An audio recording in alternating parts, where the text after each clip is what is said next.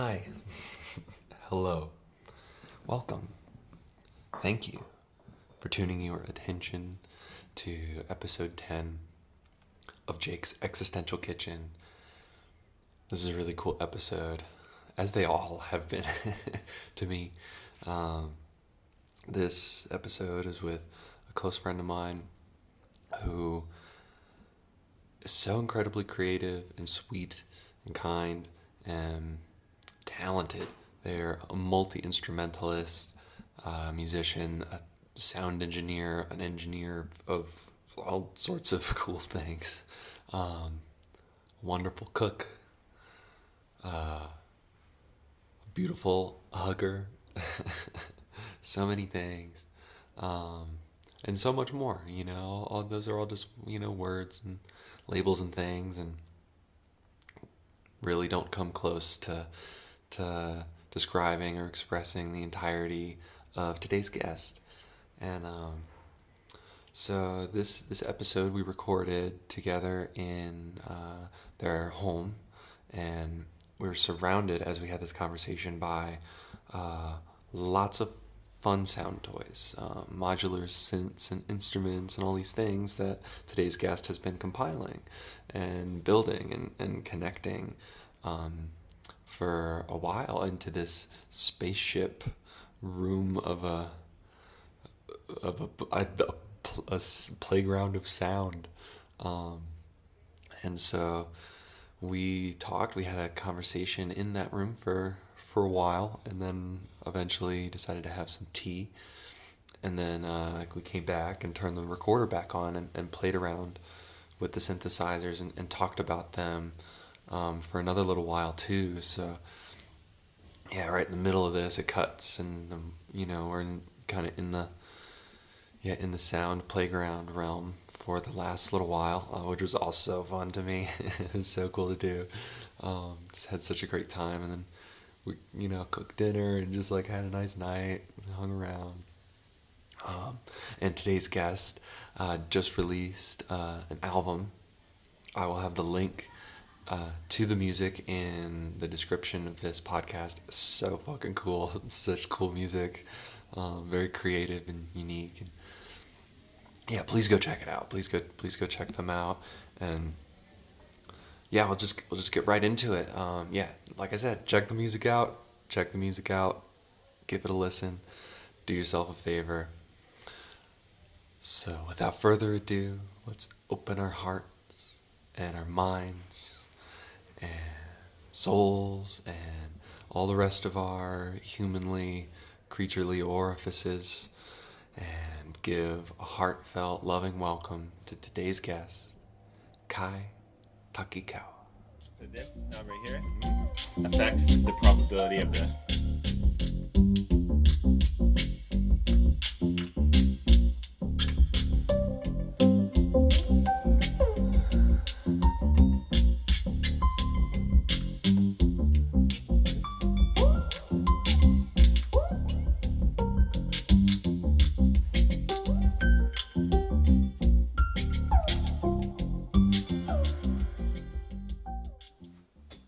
Welcome, Kai. Thank you. I was just going to say thank you. I beat you to the punch. So, to rewind before the punch, we were talking about your space station here, your The spaceship space that we're station. sitting in. That is also your house. Yeah, it's a multifaceted unit that has landed itself. Actually, I landed in it a long time ago. And yeah, I just am getting back into the space that is not a living space so much as a space station anymore. But I still have a bed. Yeah, because sleep is a part of it. You Sleep. gotta get your rest to be able to travel interdimensionally, and Yeah. sonically, and Totally. And that's one thing I've been actually getting a lot of recently, which has been nice. Sleep or Sleep. The sonic travel. Mostly sleep. I've been not working my job anymore for the last 2 weeks, so I've created the space, and I promptly started practicing music instead of creating music. And that kind of felt like the thing that I was most missing in my life during the times that I worked a lot was practicing music, because like versus playing. To make that it's the versus distinction. playing, because I love playing, and every time in the last probably 2 or 3 years, I've always sat down and played music, but I haven't really sat down and practiced that much. And there's a it's a different thing, and you can practice by playing too, and that's sometimes the best practice. But you can't really work out techniques or think about things because you're so in the moment when you're playing that a lot of it goes by. And there's some things that one wishes they could kind of revisit and be like, oh man, I really wanted to work out this harmonic movement from a chord to another chord that isn't quite attainable you don't quite have in the it moment. Yet, but conceptually, it's Yeah. like, okay, if I've been thinking about it recently, is like you're kind of like a mole. You're like moling your way through some earth or something. Totally. You're like, I can't really see, but I know it's there. I'm just gonna keep going forward, and then Totally. eventually, the light, Totally. whatever. And Totally. Maybe like a mole in the rain, where you with playing is like being a mole in the rain, where you don't have that much time to really choose multiple paths and go back. I was like, oh no, I gotta go. The water's rushing behind. Yeah, exactly. Have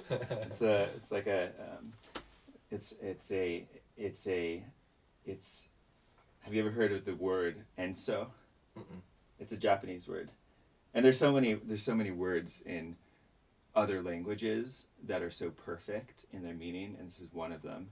But in English, sometimes it takes a whole 3 sentences to actually get to the same potency and to the same point as it takes one word in another language.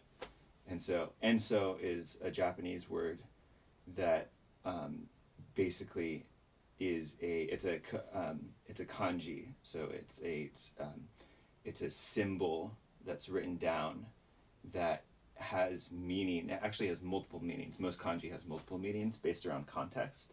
And that's what's really cool about Japanese, is that there's a lot of puns, because based around context, a word can mean a different thing. So you kind of have to know what you're saying, but it also creates a lot of playfulness, because you could not mean what you're actually trying to say by the context that you're getting as a double negative or a turnaround rather. But enso is a circle. It's just a circle. And what it represents is a instant mode of expression in the moment that can't be modified. So you make this circle with one stroke. And a lot of people spend a lot of time practicing that in all ways, right? But the symbolic representation, the circle, is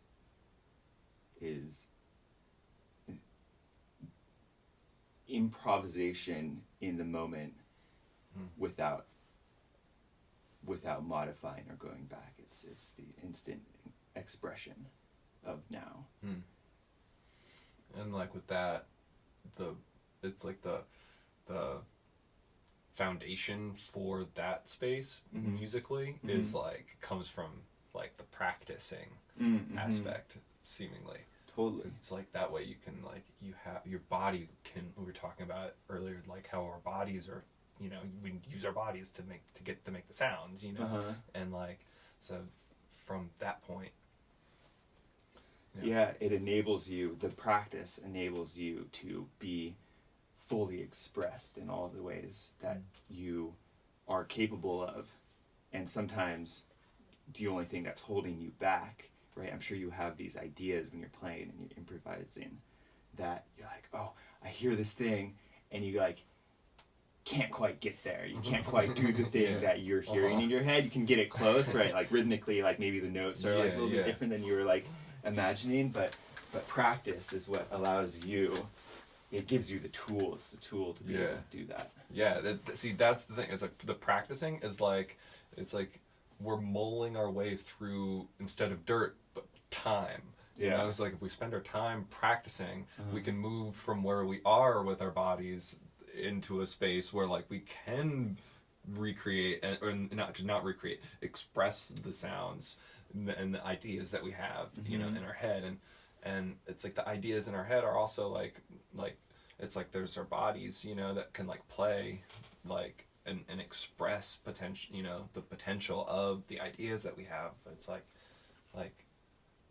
where do you think those ideas come from? Like what do you I mean, it's they're all over the place, right? We get cues from all of our senses, right? And that I feel like mostly happens thinking about senses and relating that into feeling, into expression harmonically via vibration. Those are times when I'm like starting a song, it'll start from silence, and then based around what I feel, how the wind is, what I'm hearing, I'll be informed in what to play or what I am starting with. And then we get into these modes of like spiraling out off of, you know, improvisation, where you one thing happens, you're like, oh my god, I'm gonna take that, swirl it into like the next thing that's happening, and then if you're playing with someone else, you know, hopefully that gets like, you know, like a boomerang, or like a, you know, you throw something around, and sometimes the person takes that and like add something to that, and it swirls back at you, or like play right in it at the, you know, together, like, and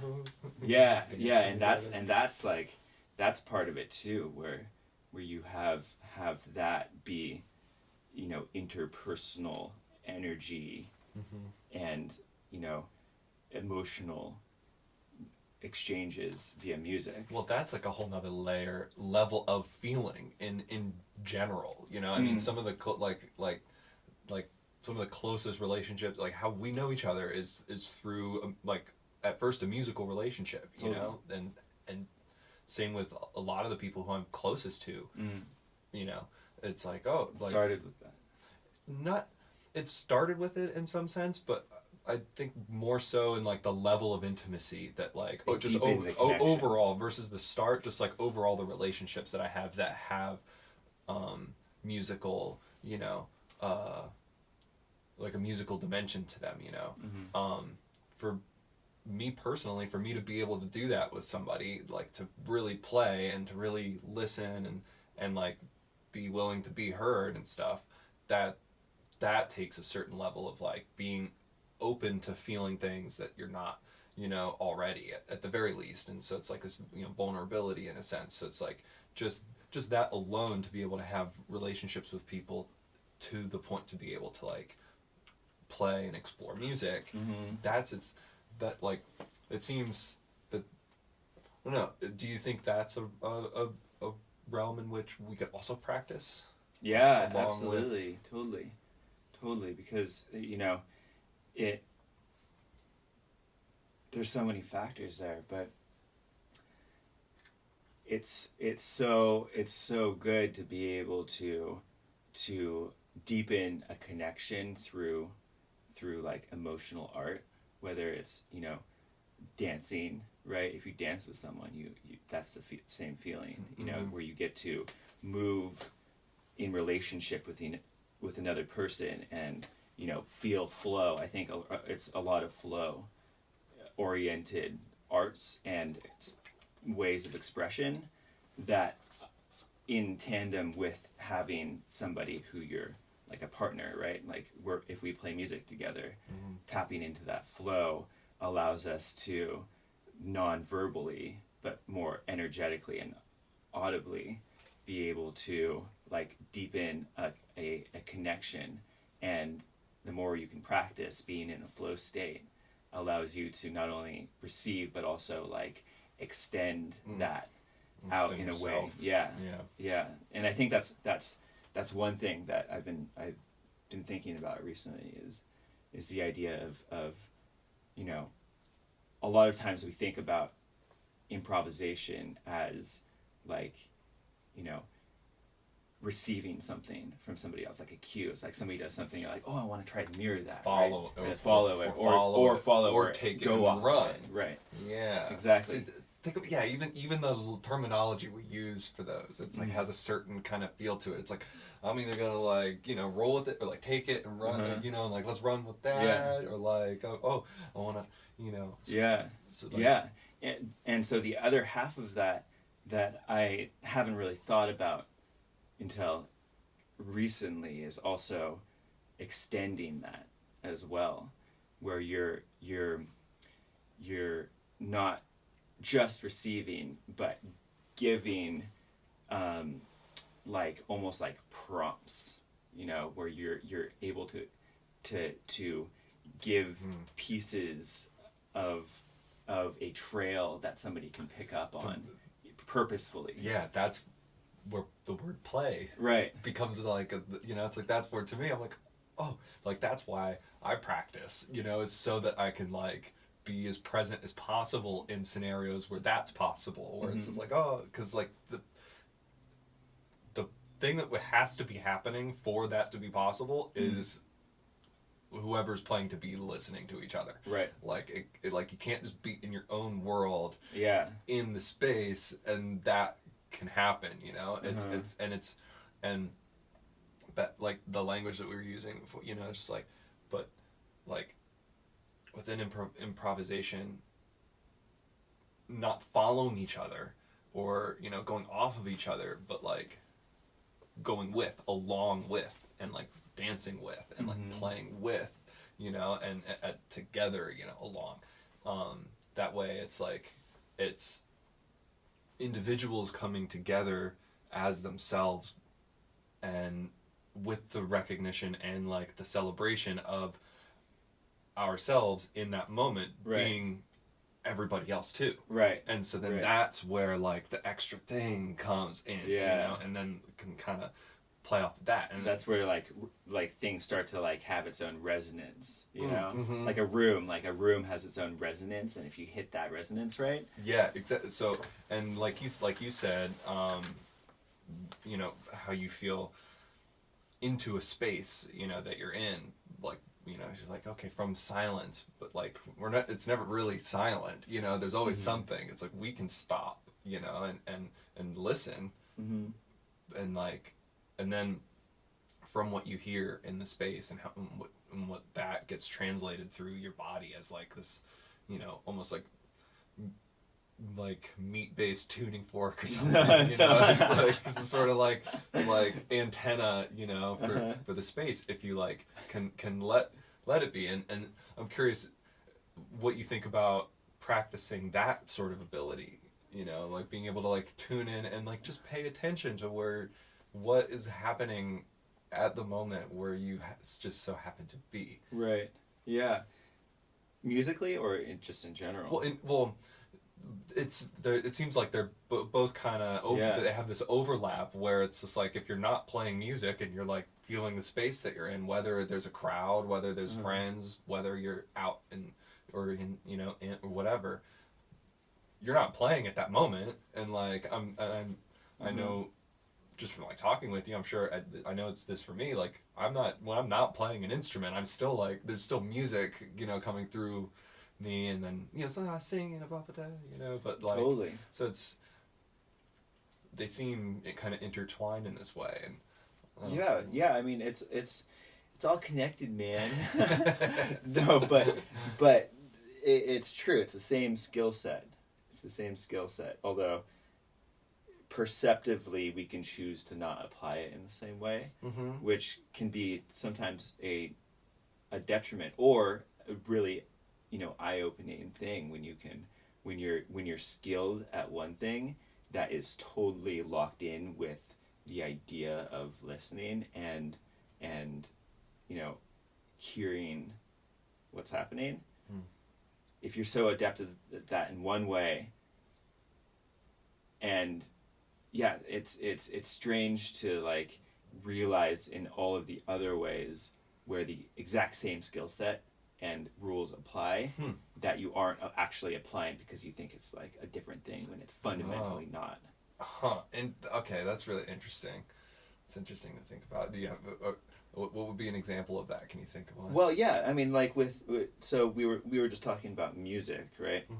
But even in conversation, I think there's a certain flow in being able to, hear what somebody has to say, and then be able to like listen to what it is they're actually trying to express, and either choose.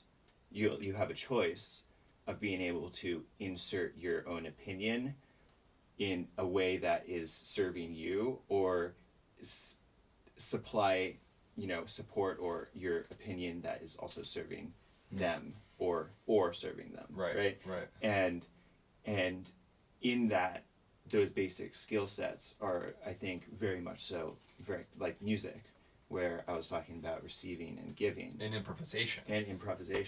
Mostly in the improvisational space. Right. So conversationally, we're like improvising all the time. Right. Also. Right. Yeah, because if I were to, take this conversation that we're having and then fold it into being like, oh, also like with improvisation, cooking is another thing, and then what do you want to have for dinner? That's like a block in the like conversation, right? Because suddenly we're talking about what we want to have for dinner, not the ways in which cooking is improvisation. Yeah, interesting. And that in itself is something that's hard. Like sometimes playing with people, it's hard to connect with them because they're like that, where they'll take something and like play at you. And how much does just practicing go into that, in the sense, and this is making me like speaking of things overlapping meditation, which like I was just listening to something that was saying, I forget what the word is, but like the Tibetan word for meditation means like self-knowing, so it's like to meditate, have a meditation practice, you're like getting to know yourself and trying to like see yourself as much as possible, and instead of like meditation making me better, it's like, no, I could just I could see into what I need to put the work in to like the practice in to fix, and by fix I mean more like nurture in a direction that feels like positive, where in a musical, in an informed space, way, in an informed way, but also like an authentic and natural way, because it's like again in conversation or like in music, if we're speaking both in an improvisational sense, it's like you want to have some sort of like like this is like what you were like pointing at, was this like level of self-awareness or potential lack of, because I know for me in the past, not being able to hear, so to speak, or not being able to listen in specifically a musical sense, like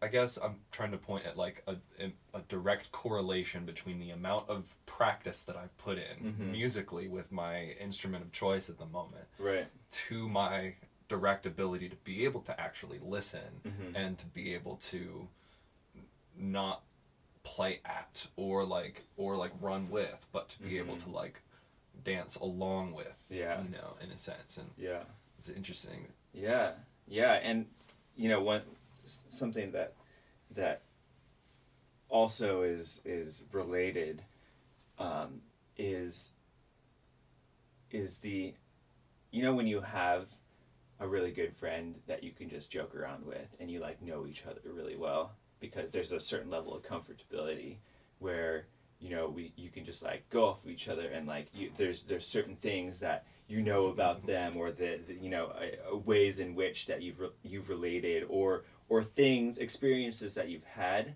that you can, you know, reference as like like it's just like that time, right? You know, right. it's like yeah, crazy, exactly, right? yeah, right. And I think music is also very much like that in that sense, where, you know, if you've been playing with someone for 8 years, you have a certain like way in which you can talk to each other that isn't attainable with somebody who you're playing with for the first time. It's achievable in the long run, but there's a certain amount of shared experiences and past like time knowledge of each other and a certain connectedness that only comes with that kind of relationship that is very much so different than kind of conversing with someone for the first time.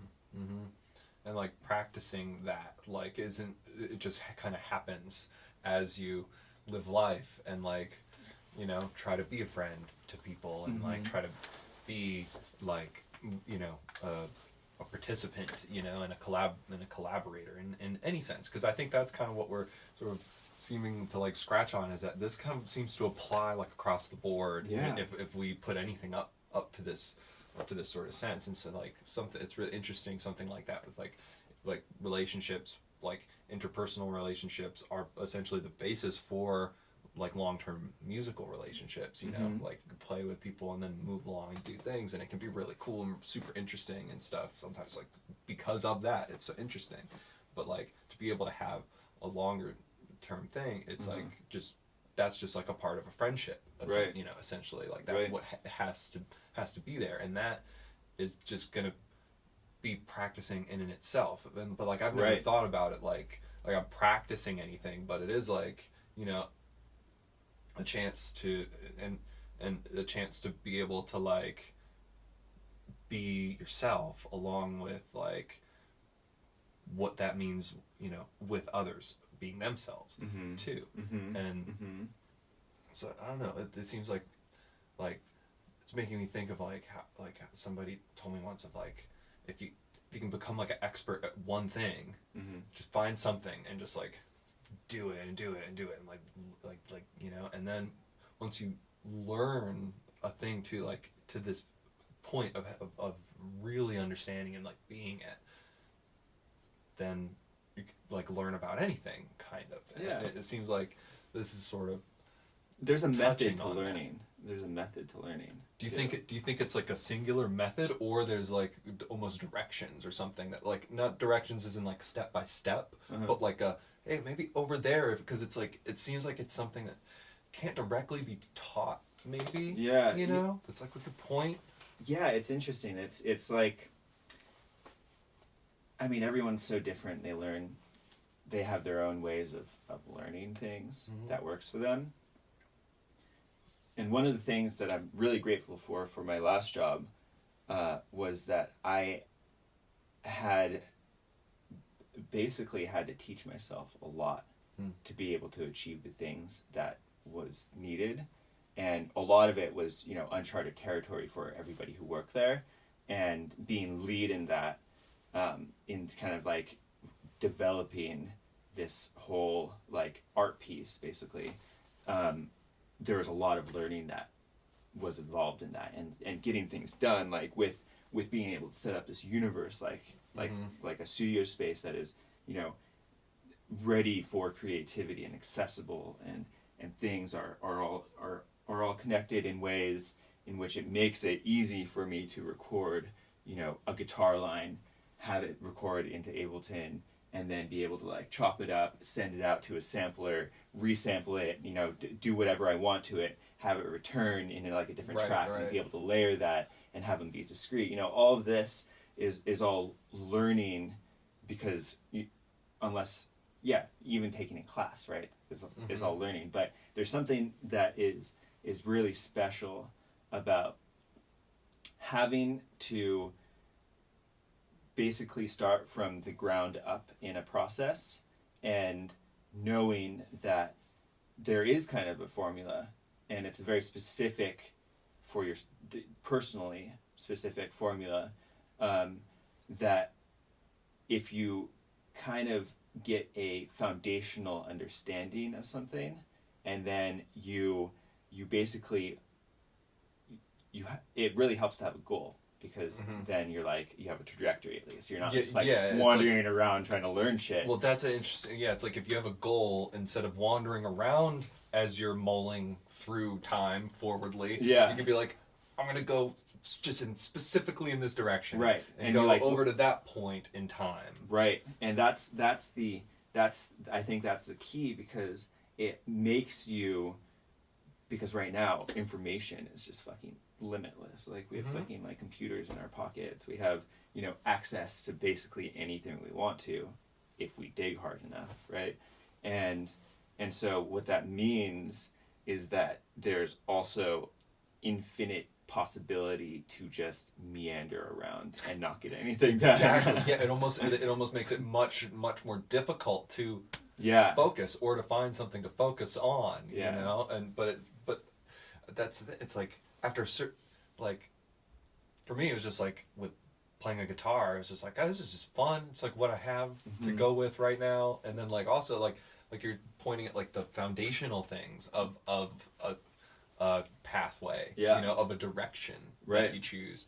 And it's like, for me, I found, and I'm sure this goes for, you know, just about anything also, but it's like, as soon as I started to learn some things about how a guitar, you know, how to play it, and like what it took for me to like, and it still is happening to this day, just like these kind of snowball things, and these like, oh wait, I learned that, and so then this, and then wait, hold on, and then all these other things are just like inevitable to learn if you keep going forward down that path. Right. So like exploring is a way of getting to the understanding or of the questions that you didn't even know to ask. Yeah, it's like you find the answers sometimes before the questions. You're like, oh, that's such an interesting. That's like, that describes exactly how like I kind of experienced that with the guitar. It's like, that's the feeling I like. You know, it's just like, you know, playing and then like make a sound, and then I've like something connects in my, you know, when I hear it, I'm like, oh, and like in my understanding of the fretboard or something, and then it's almost like that. It's like, oh, there's the answer, and I didn't even think to ask that question. Right. Weird, and, you know, it's just kind of like stumbling across, and sometimes, also the other way too, right? Where you like, you through exploring, you get somewhere, and you're like, oh fuck, like I didn't even know to ask that question, and now that I like have like made this discovery, there's this like whole like, you know, network of questions that you're like, oh god, like if this is true, then like what does all this mean? Right.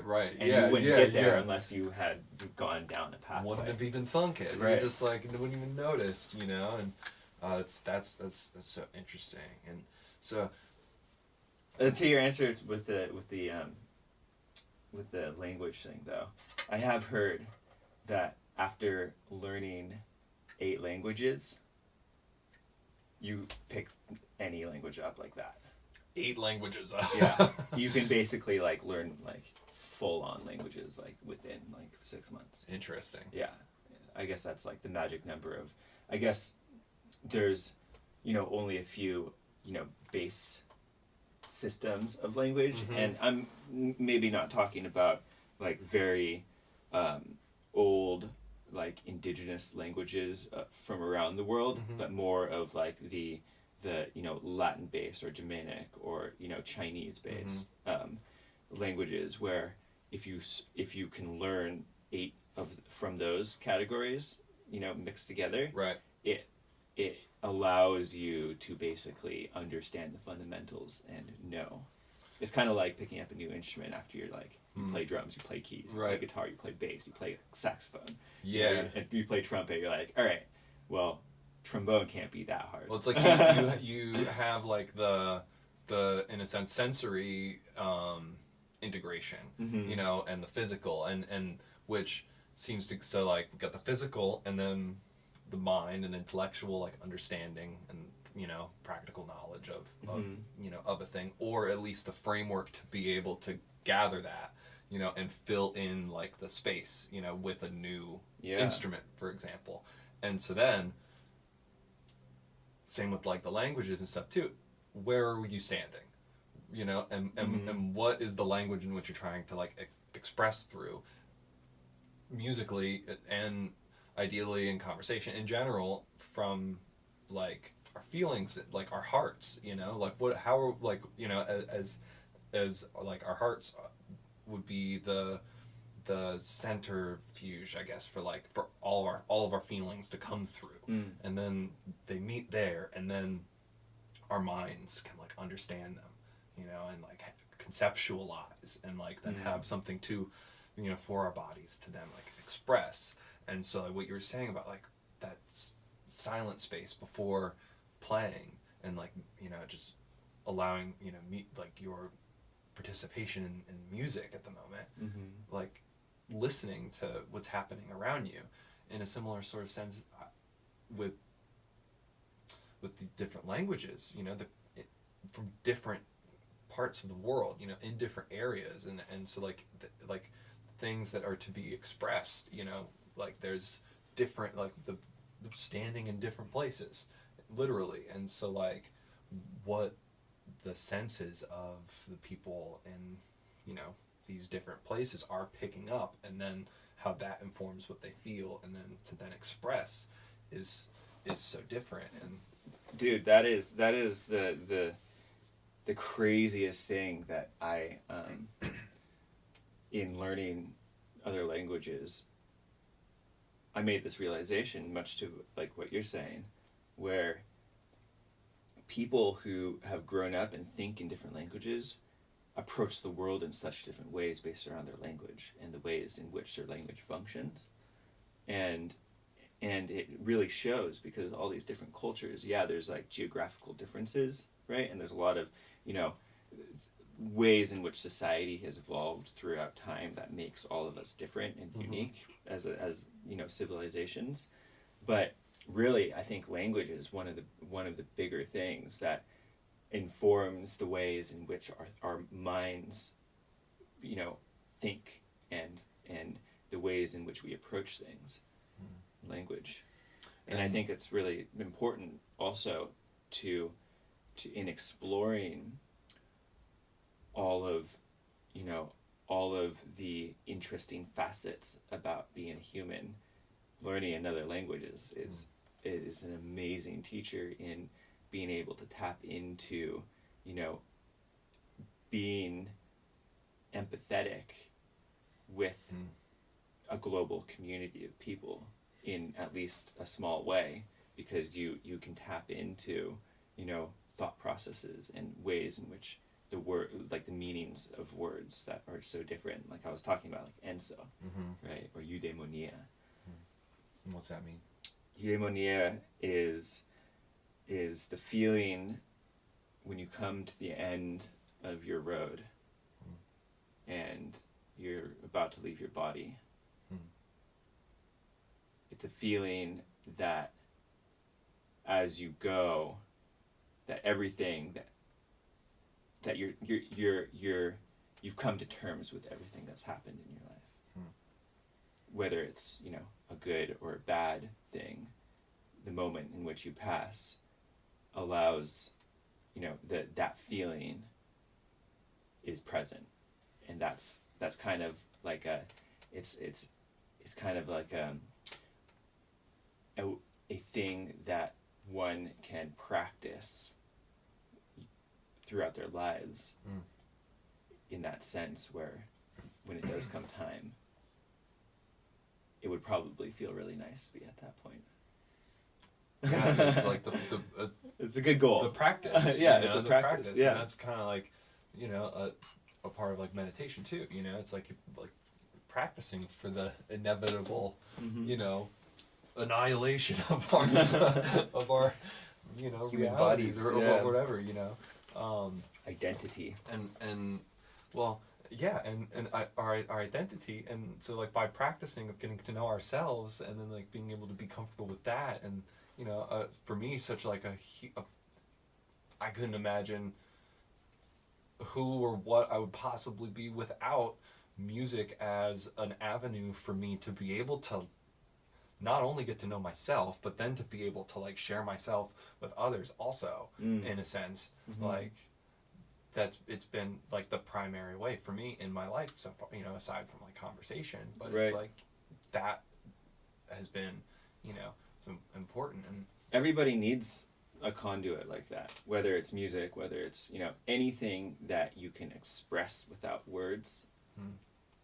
I mean, poetry is like a thing with words, but being able to express that artistically. Express what? It's I think it's just like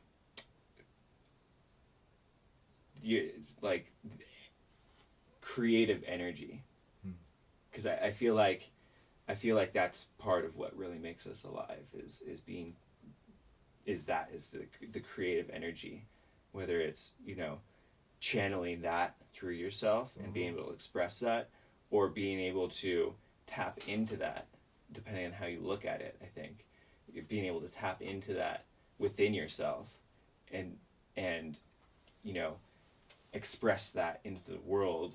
I think that's really what makes us like really special. I agree. And it makes me think about so many people that I've like talked with, or that have said to me in past times of like, I wish I had played the guitar at some point or something like that, you know? And it's like, and it just didn't for some reason, or and it's just, guitar is just like what I've heard. But like, I know for me, like, well, you're probably holding a guitar when they're like telling you that, or like whatever. Not always, but it's like how I know them. It's how they have met me or something like that. Right. But so it's like that's why it comes up, you know. But for me, I felt that same thing with like drawing, you know, or something. Like I've been painting more and doing, but it's like, you know, I see someone who can draw like something so it fucking blows my mind. I'm like, I'm not even gonna try. Like, there's no point in me trying. But like kind of touched on this earlier. It's like, and this is something I've been thinking about quite a lot lately, because I've been through reflecting a lot, kind of seeing where I've done this. It's like, hold myself back because of this weird assumed belief that like, in a nutshell, you either got it or you don't. You know, it's just like okay, I can either draw your face perfectly or not, you know, or like I can either like, you know, play a song or write a song or whatever the thing, or you know, or not. I can like, for me it was like, I guess I just can't sing. I guess I don't have a singing voice, or like whatever the thing is. But it's just like, oh wait, no, like that's not the point. That's the perceived notion that we've been given through all of these outlets as a kid that we've subscribed to because we're kids and are so open, right? Where it's like, it's not about that.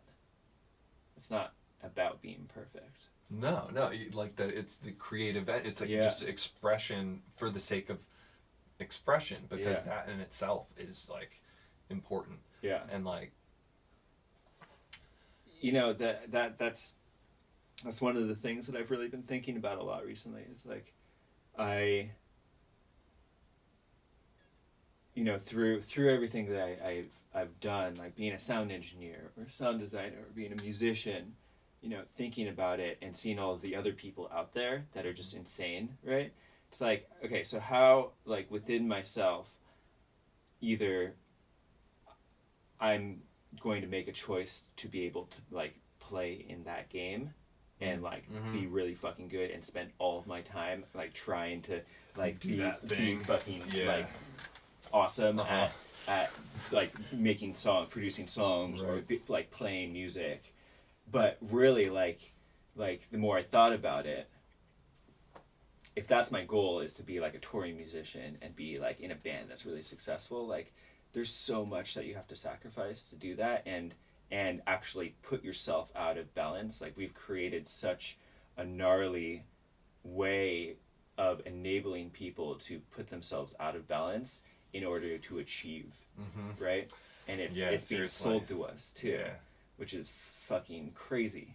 And it's a super easy concept to fall into because it's so idealistic, but really it's actually not what we need. We actually need to like attend to our lives and take care of ourselves and be within our like our local communities and be able to, you know, have time to make dinner and go on hikes and like have a garden and like take care of plants, you know, or whatever it is that you want to do. It's like all of those things are, you know, what make us whole.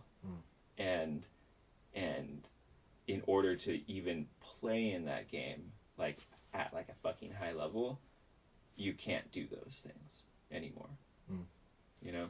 Interesting. Yeah. There's a certain level. Well, to the I think at this point, honestly, the previously like accepted high level of it, you know, because it's like here we are right now, like reimagining what it means to really be a musician, you know, and like play, because I went through that a lot, you know, where it's just like, and it's still kind of doing a sense, but it's like, for me to be a musician, to play it means that I gotta be like playing on stages and like that's all I gotta, you know, and it's just like this, but it's really just this idea, this like outside idea that's just like, okay, I'll accept that and then shape and mold my creation in a way that can go in that direction instead of just like being the creation in itself, you know. And it's like because I want to go back just a little to like drawing or something along those lines, whatever the thing is, to initially express one's like, you know, creative energy in a way, like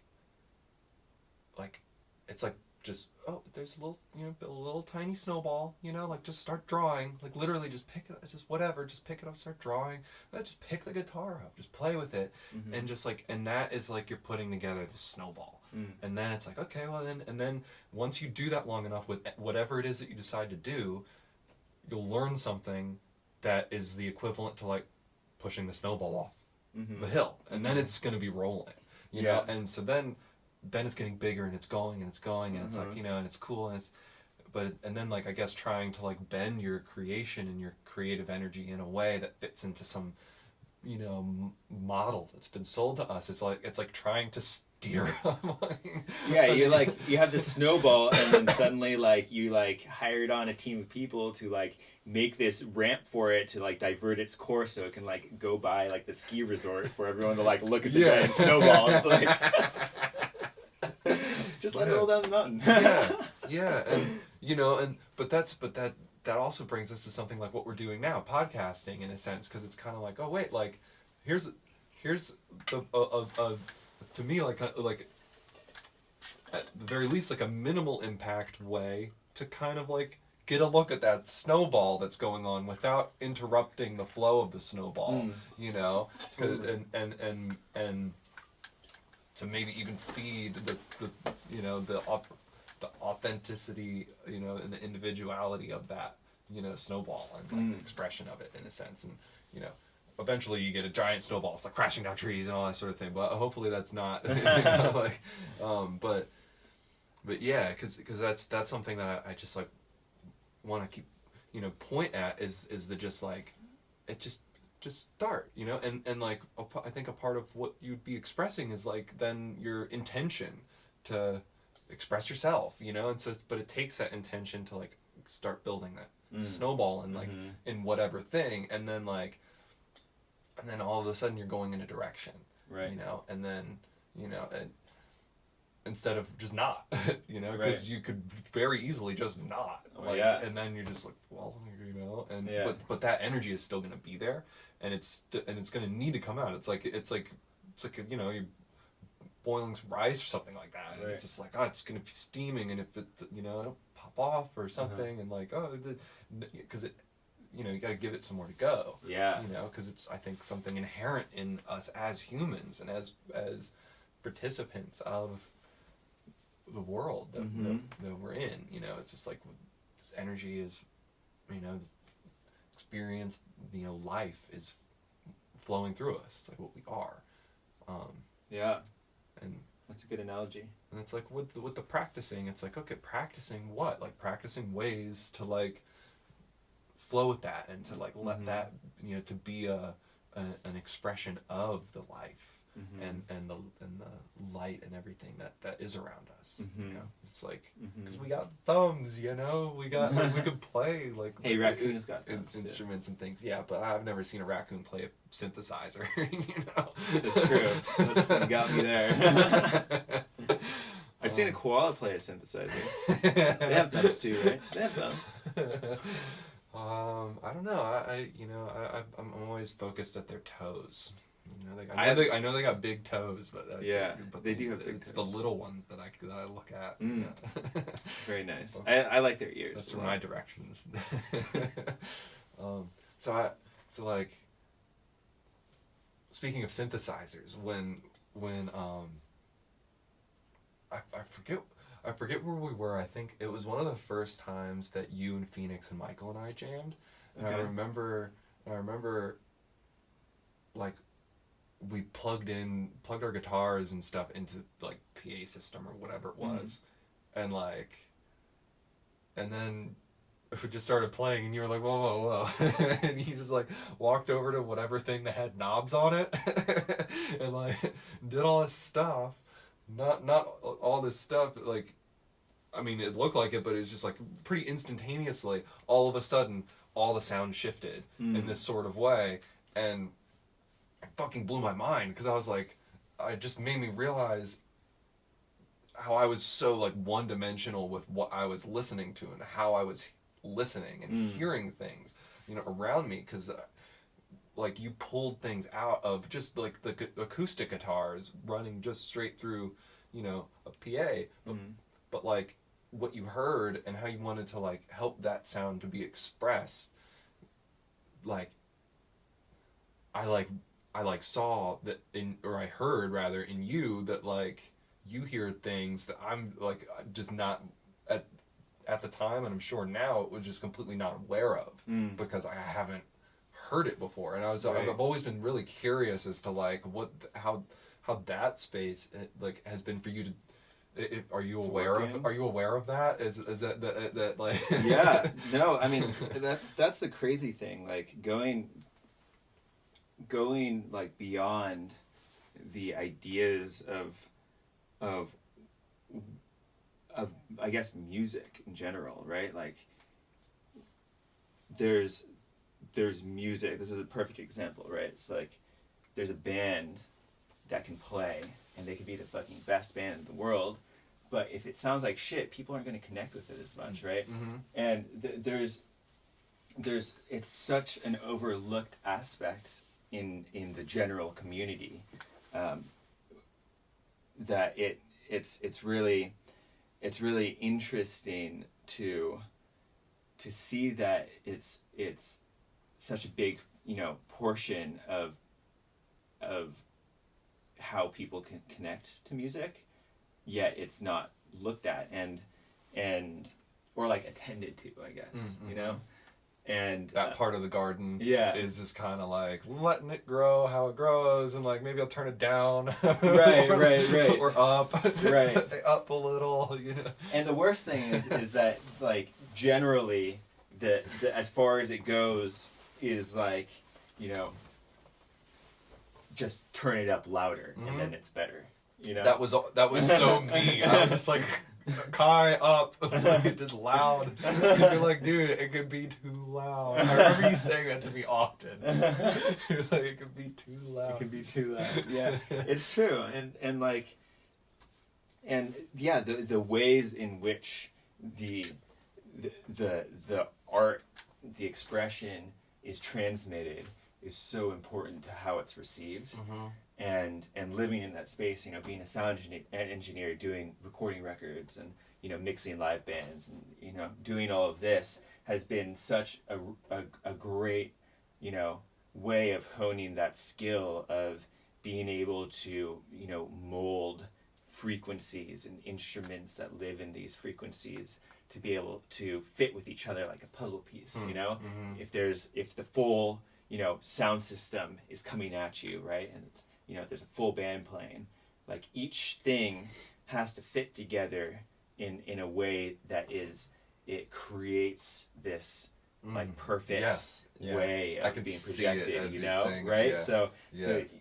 you know, it really is another art form, and that's why I think it's not as explored as it needs to It's be very by artists, abstract. right? Yeah, because it's like, you know, somebody who just plays guitar, they don't need to know about that in order to play guitar. Well, I mean, unless you want to be on a certain level Right. of playing. And, Well, maybe you don't need to know about it to play guitar, but if you want to reach people in the best way possible, you need to know about exactly. it. And I mean, for me personally, that's a part of my intention with playing the guitar, not just to play, you know, rad licks or something like that, you know? Right. So, and like, and I've seen you do this, like, in rooms, you know, before, where you're, like, tuning rooms with the PA, you know? Like, you're in it, and then, like, you're out standing in the space where people who are going to come to the show are going to be standing. Mm-hmm. And so, like, that immediately, you have to have empathy for that. Like, you have to be able to empathize with people who aren't even there yet, you know? So you're just, like, in this space already of, like, taking into consideration the feelings of people you don't even know, or you know, in this specific space, because I know you've done this in many different rooms, many different, like, clubs and outdoors, and, you know, on different days, and then, like, you know, and all sorts of things, and with different conditions. And so, like, it seems like that's, you know, along with all of, like, the technical knowledge and the understanding of how to do the things, it doesn't matter if you can't feel into that space, you know, into, like, what others may feel, and what might, you know, have to be like, mindful of that. And what might feel good, and be able, and feel good in a sense of, like, coming from, you know, like, you know, because it's all this, it's a cycle and circle, but, you know, like you said, like, you know, you have the best band in the world, but if they sound like shit, then it's can't like, understand what they're saying. and how can you, like, connect with it? You know, and then it's like, and that almost, it's like the signal. It's like, you know, you talk about that circle, that relay. Like, I think in my mind a lot of, like, that's the snake eating its tail, you know, or something. And it's like, okay, that, and it's almost like if the sound, if like, that's the signal. That's the signal that can keep coming back through and around. There's a feedback loop that happens. Exactly. And so, like, it seems like you're like working to make that flow, the flow of that cycle, as clear and as seamless and as, like, I put the coconut oil on the snake. That's your job. That's my one job. A lot of coconut oil. Oh gosh. That'd be a nice place to end.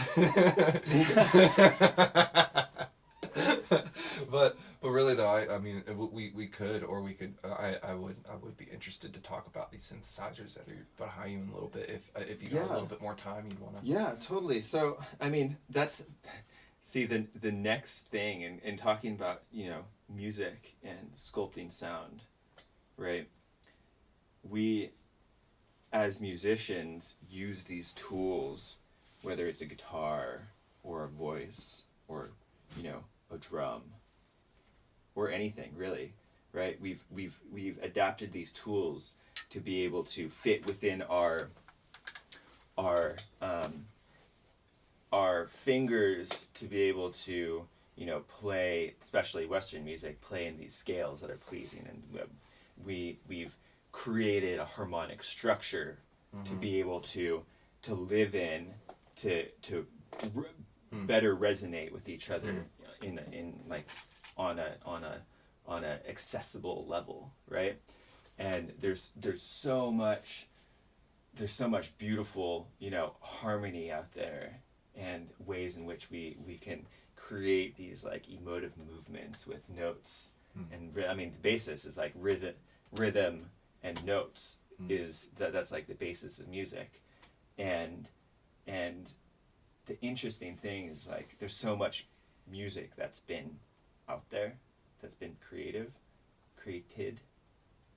already, that it, you know, that's why you can't copyright a chord progression, because there's only so many chord progressions. And it's really interesting to have, gone through so many iterations of the same harmonic structures, and we live in a time where, it's like we've been able to see these waves of harmonic like popularity, and these trends that have like gone from like way back to like, say, like a start, even though it goes further back, like at Baroque music, right? It's very like tonic, and then we like start getting like to like more of the expressionistic, like flowing, like almost like melodic minor, adding like more altered notes, and then we like start getting more like contemporary, and we're actually having like these like harmonies that are very dissonant sounding that then resolve, and they work that way, and we're like pushing the envelope, and then it like gets to this peak, and then like goes back to like 1s and 4s and 5s, Yeah. and then we like start the whole process over again. And and so like we've seen this wave coming and going, and we're currently, since we live in the time that we live in, we're at one portion of the wave, and that wave has been I think it's been on a dip down. I think like this the like, I don't know, it's a weird wave. It's a rocky ocean out there right now. But my point is that a lot of times it's all about the rhythm and notes, right? And I think more and more now we have the facilities, and we're starting to embrace the idea of timbre and texture and quality, right? And more so than like just precise note and interval until the next note, right? And maybe a little bendy thing here if you're going crazy, right? And a lot of times we only had like instruments that sounded like guitars, yes, right? Yeah, and so we created stuff that sounded like a guitar playing things because we played on a guitar. That was the instrument. And in the extent of our ability to express, it's like you can the tools that we're had at the time. Yeah, exactly. And so now we have the availability to like even we're pushing the envelope in the realm of texture and timbre, and like the whole like mesh behind music that puts you in a space, like being outside. There's something that isn't music. It's something in the wind, the way that the trees are like brushing their leaves against each other, or like the way that the ocean is, that isn't like, oh yeah, the trees are like playing in like 432. Oh, here like, comes the bridge. Here's the B section. To the 5. We only have there's only C sections because the ocean just like has that on lock.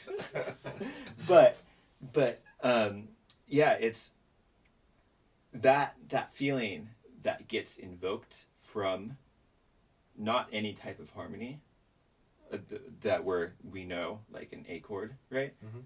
That feeling is something that we're tapping into a lot more now in a way that's in conjunction with music. People, we're not as good as listening than people, like especially indigenous people who lived on land, right?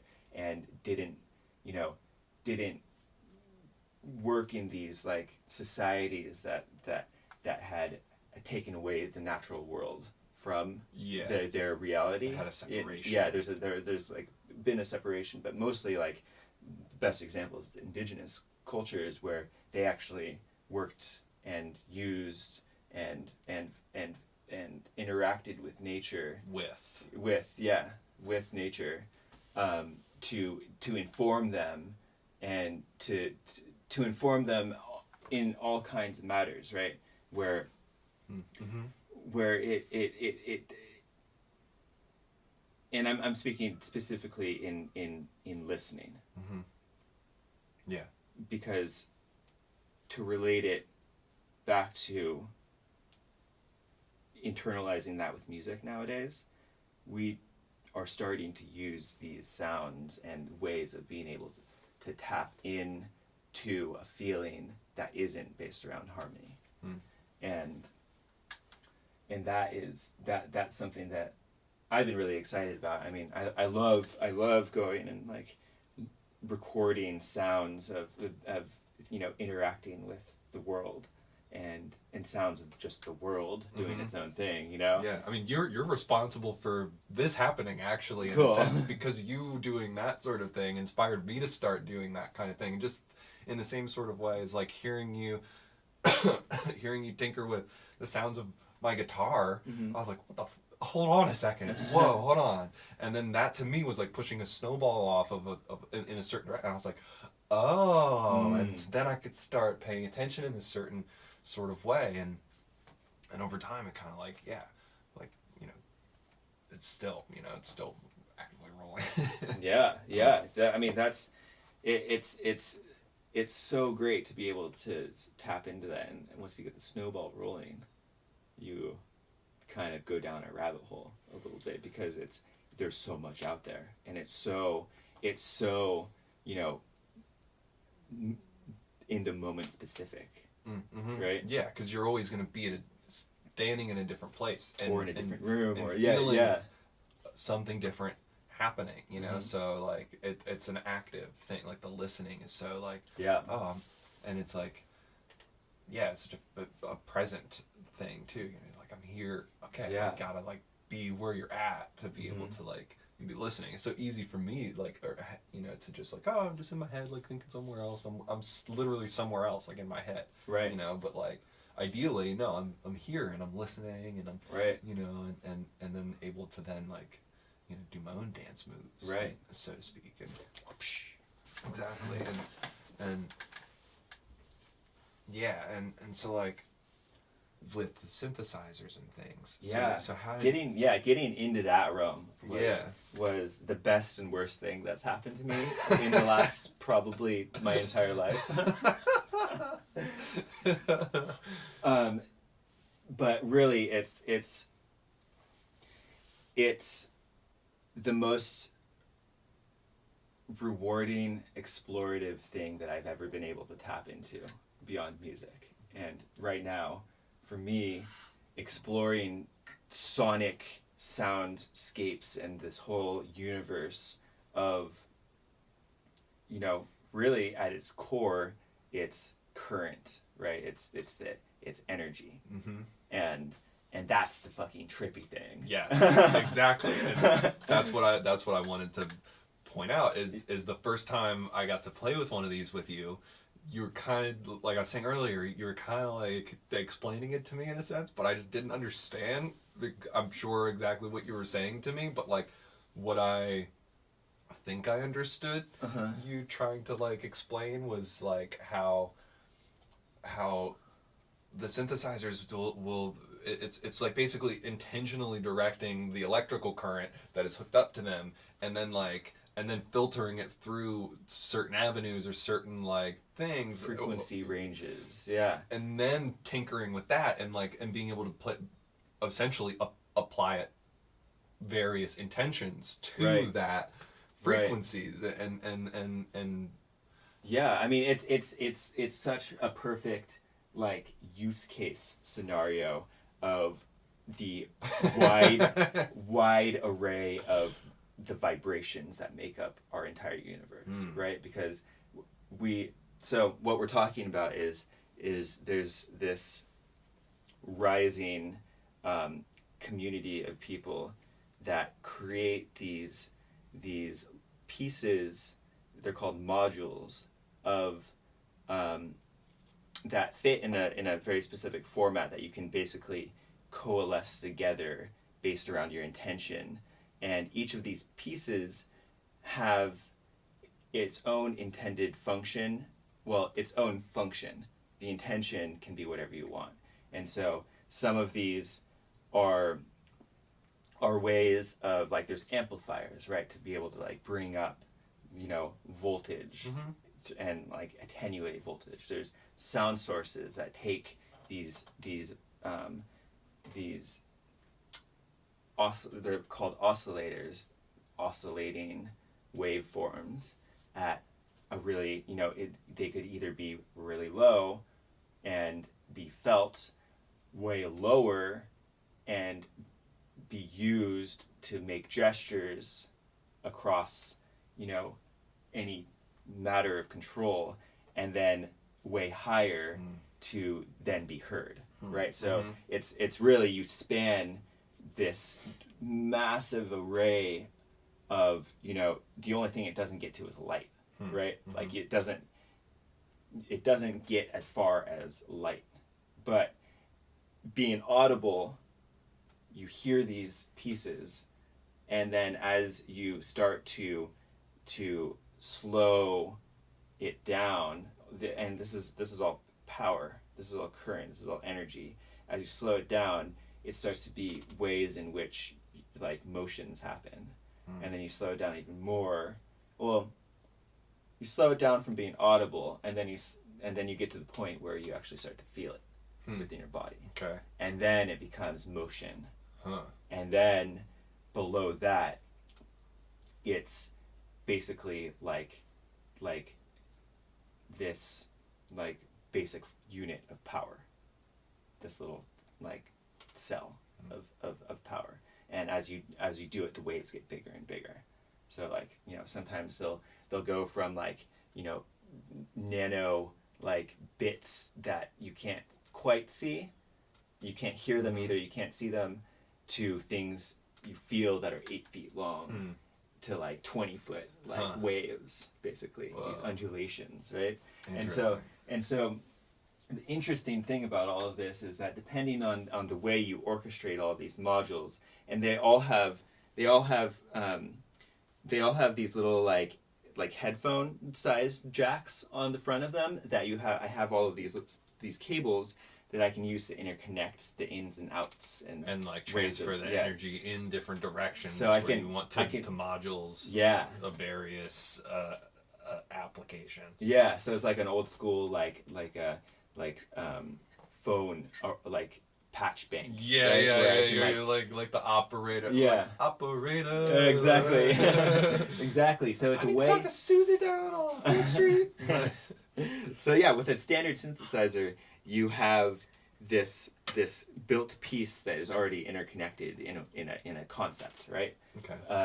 And you can't really change it. But what is available in this format is ways of basically being like, oh, I want this oscillator to go into this filter, so I can filter it down, and then it's going to go out to my like mixer, and then we're going to hear it through the speakers, right? And then I'll patch the out of the oscillator into the filter, out of the filter into the mixer, turn up the volume of the mixer, and like play something, and it'll it'll sound, right? Or you can use the same process of doing that, but let's say we'll hook it up from a keyboard. We want the keyboard to control the pitch of the oscillator. So we'll go out of the keyboard via voltage. Right. We have 1 volt per octave going in to the oscillator, and basically, with the keyboard from C to C is 0 to 1 volts. Yeah. And we go negative and positive, right? Okay. Yeah. And so, well, actually, we just go positive in this way. So 0 to 10 volts is like our range, right? And so we plug that into the voltage control in the oscillator, and now when we play, we hear the sound going up and down. The oscillator goes up and down depending on the note that we've played. And it's not a specific pitch. You get to tune the oscillator in which you want to do it. So it could be any in real time. It could be any pitch, but it's the relationship. You go up from C to E, it's a major third, distance-wise. But it doesn't actually have to be that pitch. Wow.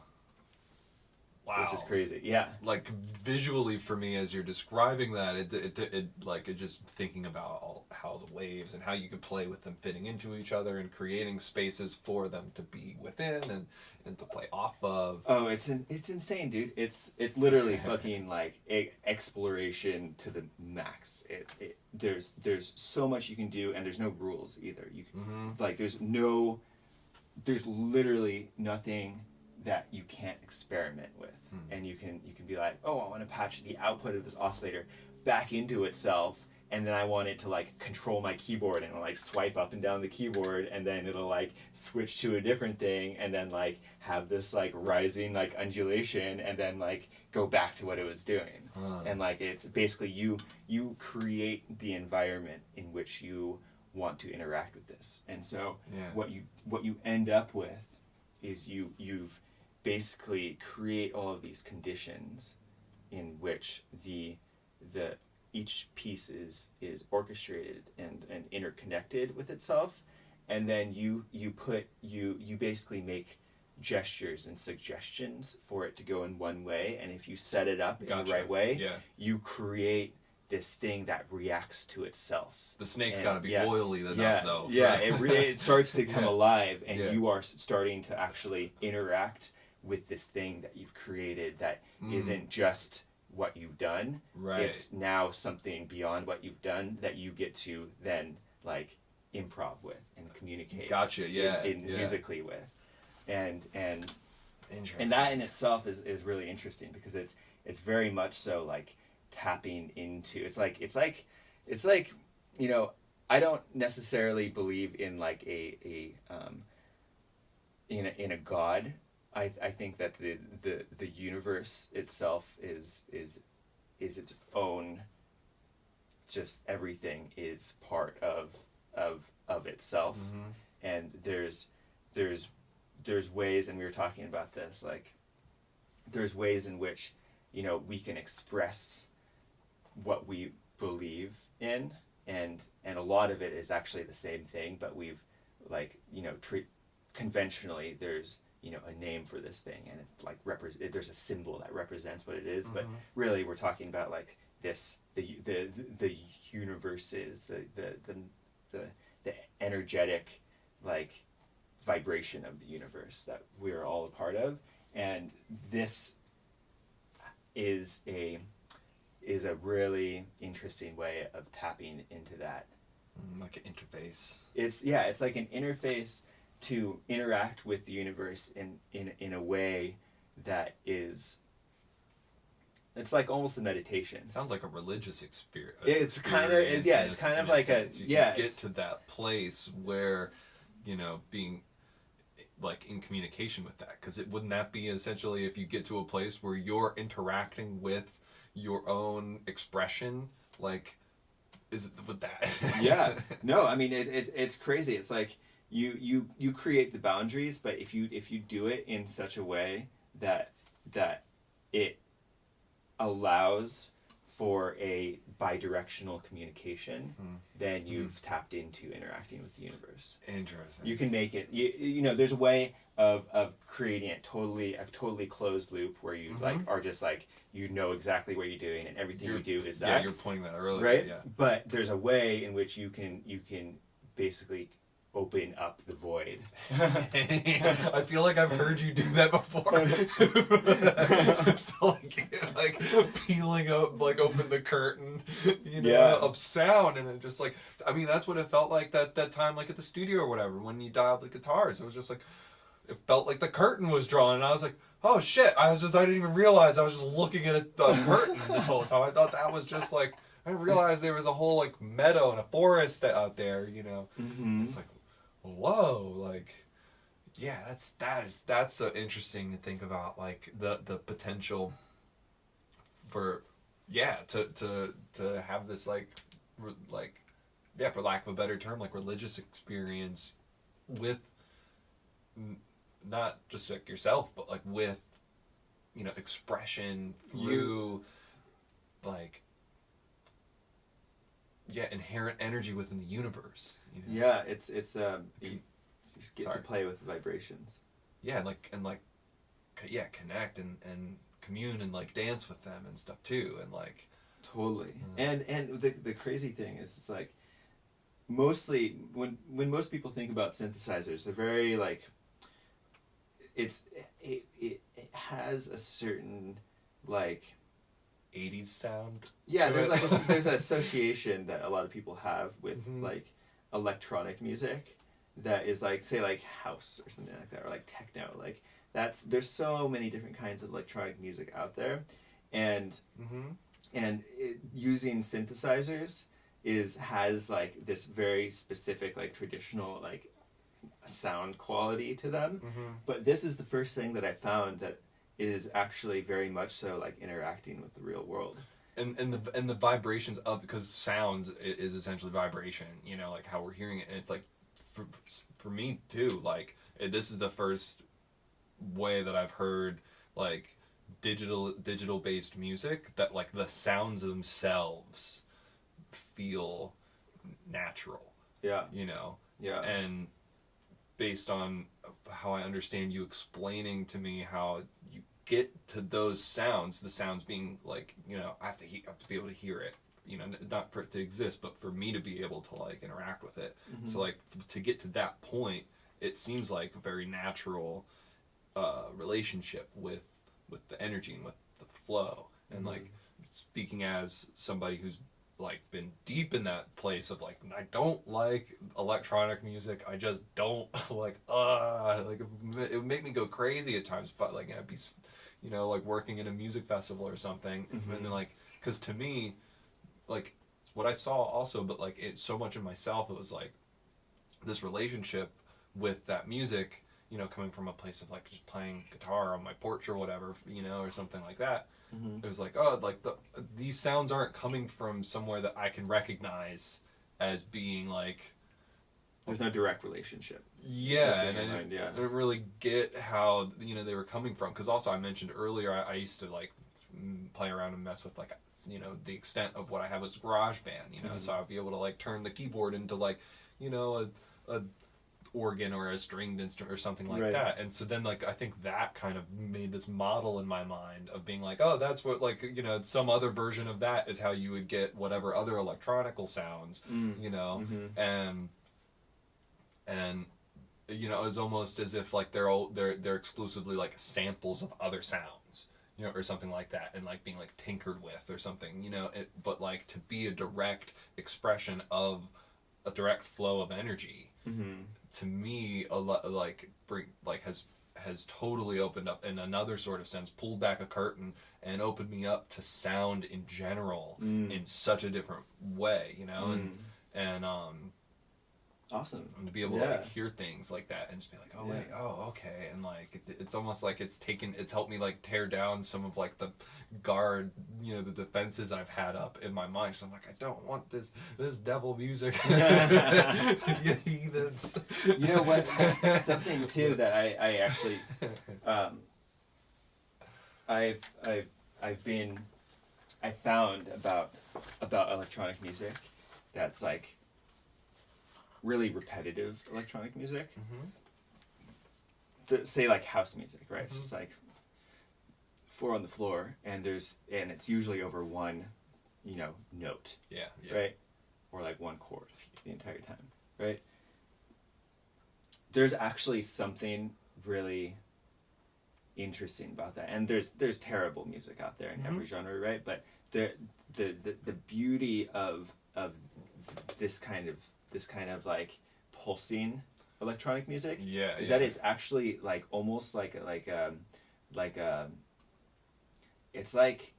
it's very like chanty, like old school, not like it's very primal, I guess is the way of describing it, where it's not about, you know, chord changes and melodies. It's trance-like, exactly. Well, that's sorry. Yeah, and like actually music, there's a very like there's a good time for that kind of music, and it can be really, really like empowering and like deeply like healing to yourself. And I think that's something that I didn't realize when I had my own like aversions to electronic music growing up. I didn't realize that it actually, like, well curated, can be a way of tapping into these like primal aspects and like spiritual parts of yourself that isn't necessarily about, you know, cool riffs and stuff like that. Totally, right? Yeah, and to me, I wasn't able to like connect with that because I didn't see like where anything was like coming from. I mean, I've literally like seen DJs pretend to like turn Yeah. knobs and stuff like that. So like I've just been like, all right, whatever, you know, and that's on me to have assumed certain ideas, you know, but that's where I was coming from, you know, in all honesty. And so like it was really, it was dude, really I started hard for me. like that too, where I fucking like I hated I had the concept of resentment, resentment. Yeah, I was just like because I'm over here fucking practicing guitar all the time just to make like music authentically, whatever that may mean, you know. It's just sounds coming from a place of like, you know, like life, you know, whatever, you know. And that to me always seemed like a disconnected version of it, so it never felt authentic for me to be able to like participate, you know, because I was just like, well, but it's not even like a thing, you know, it's like it's just something that they're trying, it's like here's the, you know, here like a, I don't know, the version of it's like a plastic cupcake or something like that, you know. It's like, no, I want like I would like an actual cupcake. Like, I don't want to just see what a cupcake looks like. Right, you know? right. It's Totally. like I want to be able to like experience it and like connect with, you know, maybe like, you know, like here you are like cooking up like, you know, cupcakes and shit. But it's like, but yeah, no, but really, but you have played a huge role of like in me being able to make that, you know, connection. You know, and I mean, obviously, still, if I see somebody who's like pretending to turn knobs or some shit, I'm like, all right, well, I can't, you know. But I feel now there's the space to like, I mean, it's so undeniable. Also, you know, it's like once you hear what these things are doing, and, like, and what they can do, and like to play with that, it's kind of like, wait a second, and and then it's almost like you can't go back. You know, you can't unhear.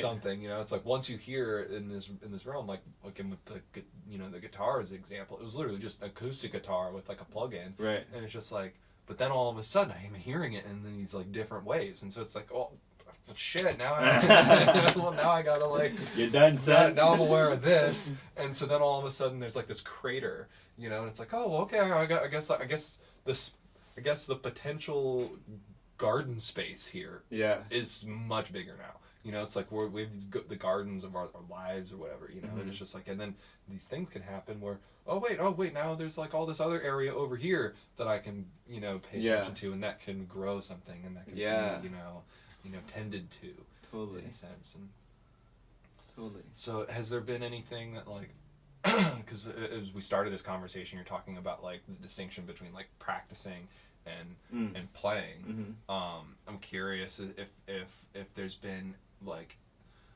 I'm sure maybe multiple things or something, but if there's something that comes to your mind in particular that you've been like kind of like focused on in particular to like practice, or like trying to like mull through a certain direction with like your soundscape, not just like a particular instrument, but just kind of like in general. Has there been something that you've been like, well, the thing is like this, and this is part of why it's like this is the worst part about it, is that it could be literally anything. You can do anything, right? You could fucking make like computer noises, you could like make super meditative, like swelly, like ocean, like nightbird songs.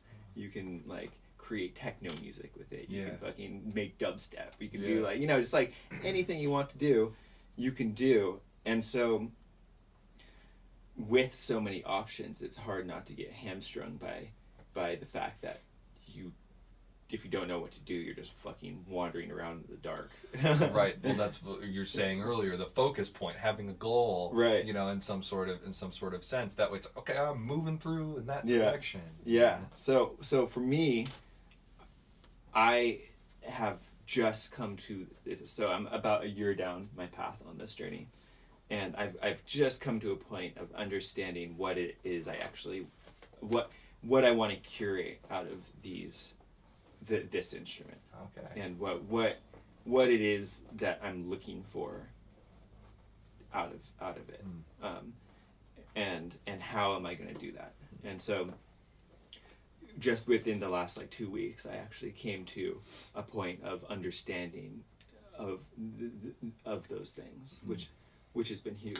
Because it before it was a lot of exploring, which is great, but but It's almost necessary. it's also. absolutely necessary, because I wouldn't have known what it is I actually really wanted, or what it was capable of. Like what I've discovered informed what I wanted out of it, right? I didn't go into it being like, I want this out of it. Exactly. I was like, I really love exploring this. Yeah. What can it do? Totally. And now I'm like, okay, I see the things that you can do, and like what is it that I want to be able to like start to like hone the skill in, what aspect of it, at least first, Right. So do you want to play around with it? I would love to. Yeah. Cool. Yeah. So I kind of want to take like a mate water break. For sure, but- dude. Seriously, thanks so much for doing this. This is so sweet. I've been really looking forward to man. just getting to talk and explore some ideas and stuff. And Yeah, totally. seriously, thanks for just like having me here and being here and sharing yourself with me and with everyone. Dude. Absolutely. To the future people, enjoy listening. Thanks, everybody. Thanks, Kai. Spaceship, part 2. Activated. Okay, here we are. So At the helm. I have 3 cases functioning. These are three palettes that I get to craft with. Okay. So in realizing my intention with this whole thing,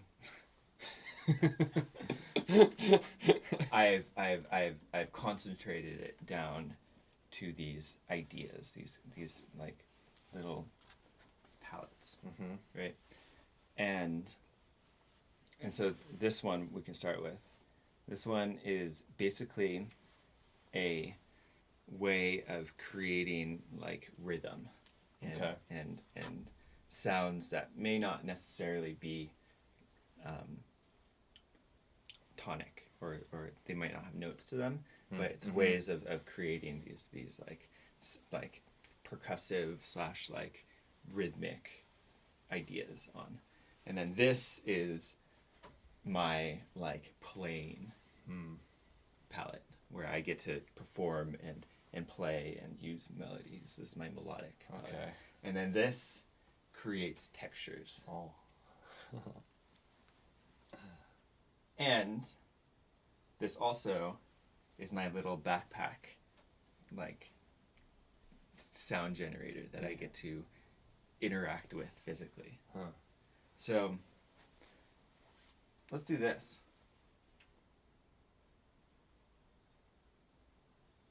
Where do we even start? Let's just start with this guy real quick.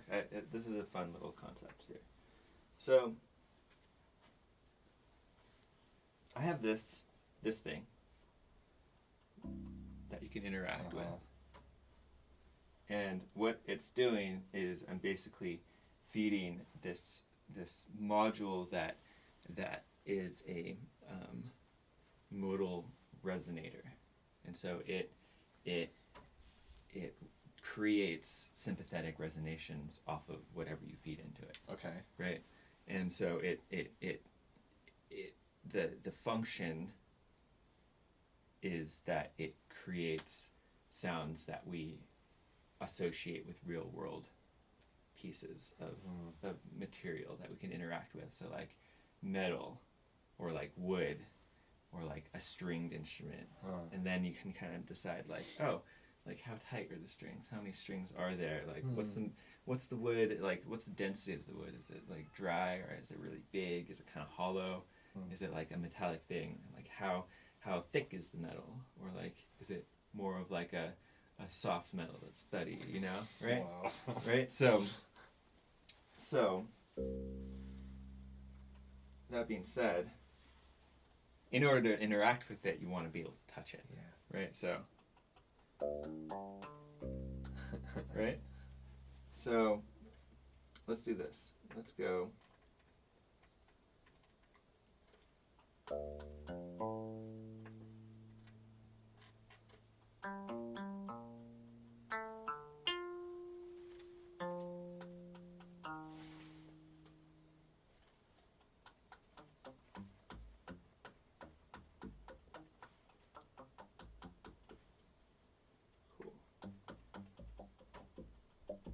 So let's even go simpler than this. Right now, let's just do this.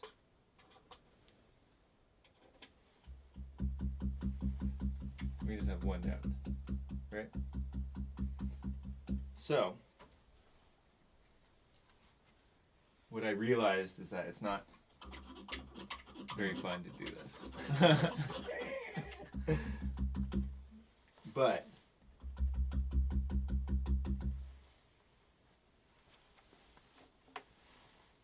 I found this magnetic contact microphone. Okay. That if we can plug it in to something. Oh shit. Cool. So let's try this.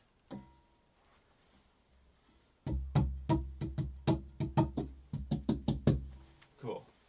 Why don't you man that thing? I'll man the pot.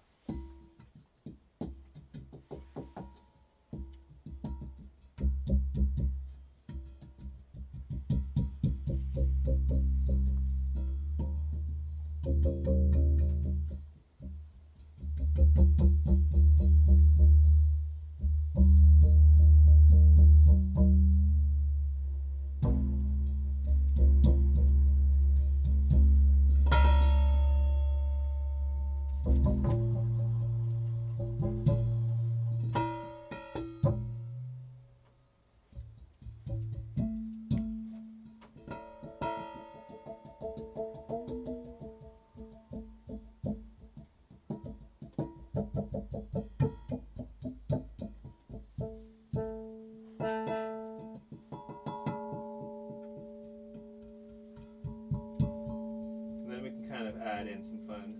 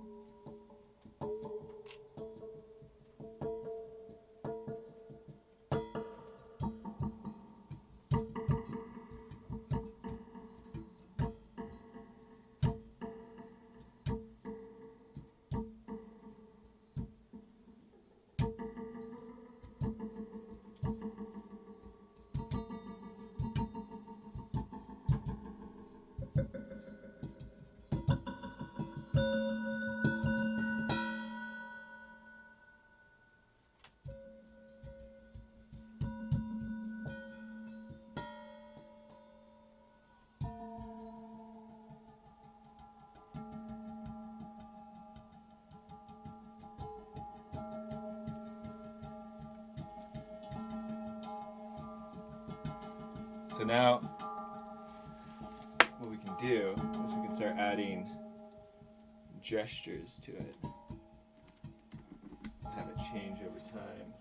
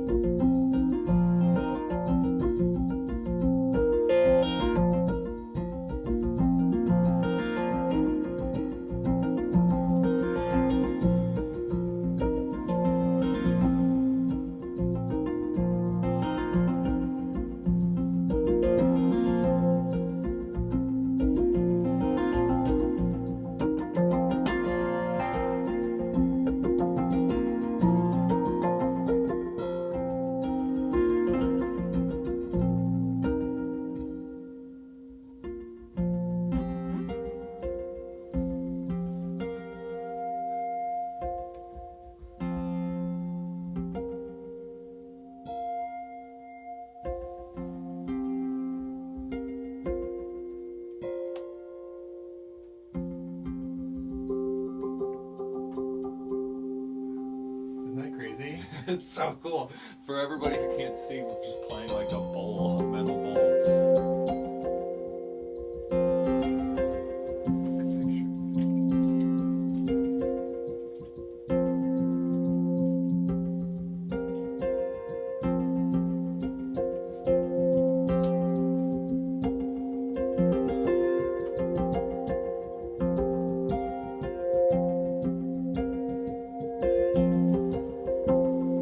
Sweet.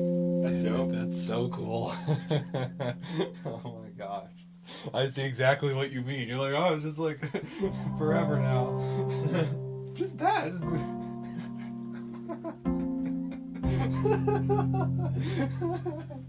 Oh my gosh. So what are you doing up here on this end?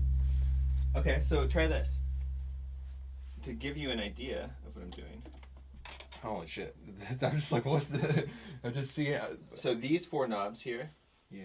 play with. Don't play with the top one, Okay, don't play at the top one. but play with all 4 of those. 4 vertical ones. Okay.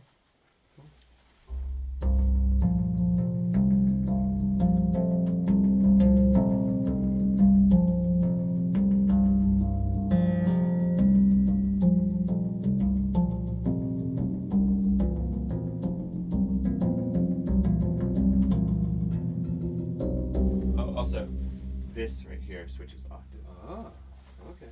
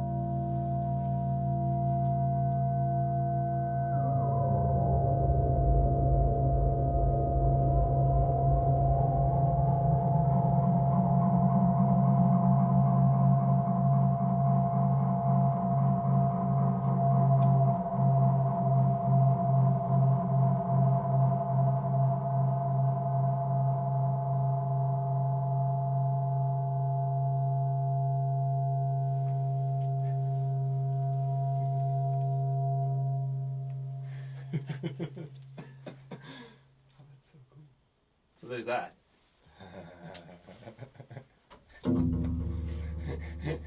See, I love that. It makes sounds when you pull the chords out.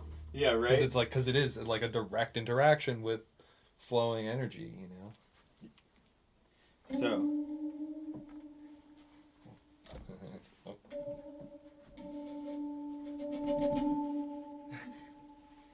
All right, let's get to this thing. This thing's cool. Okay.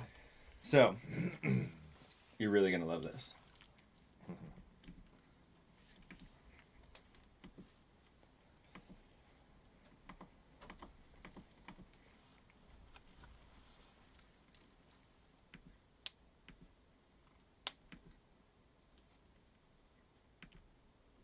Okay, so this is called Euclidean Circles. Have you ever heard of a Euclidean pattern? Mm-hmm. Yeah. So, but for those who have not, yeah, who may be listening. So, this is a really fun rhythm tool because we have these 16. We have these 3 rings here, and each of them has an LED. 16 LEDs all the way around it in a circle. Uh-huh. And basically it's a visual representation of rhythms found in nature, right? So circle you were talking about. Yeah, the circle. Yeah, exactly. So the whole idea is that if you start at 1, there's going to be a rhythm generated on each beat as it goes around.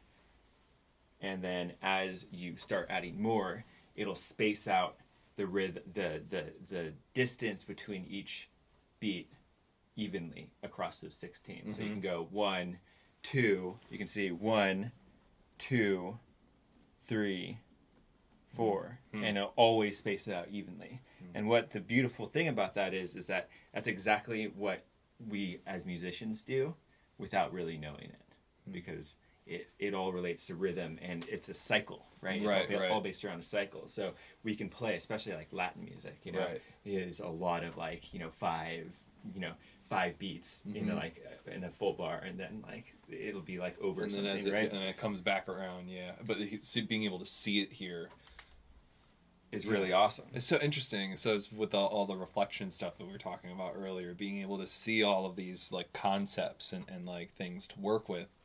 Right. And then like be able to work with them visually, right? Also, instead of them just being these things in your head that are like foggy, right? You know, totally. So here, let's fuck with it. Yeah. So we have. I just made a little kick drum for us. Okay. So that is. Did you have tea on already? I didn't. No. Oh, I wasn't asking for it. I was just I remember you said something about it, so I was just like. Just in case there's something on the burner. No, I remember that I actually put a bunch of hot water in here. Okay. So, we get this. If we have 2, now it's... Oh, okay, I see. 3.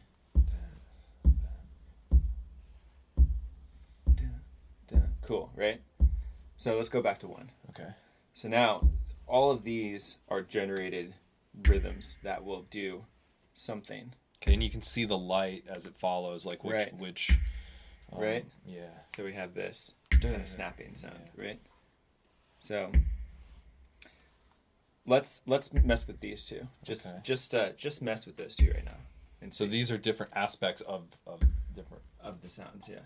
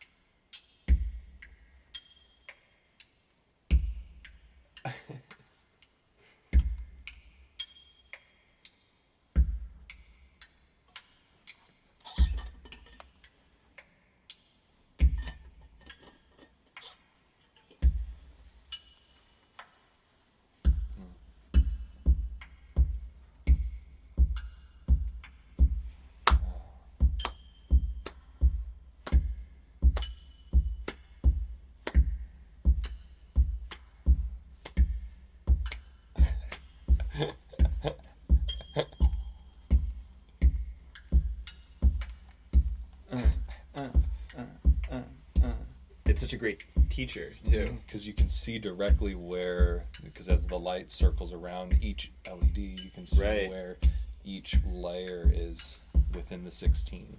Right, exactly. So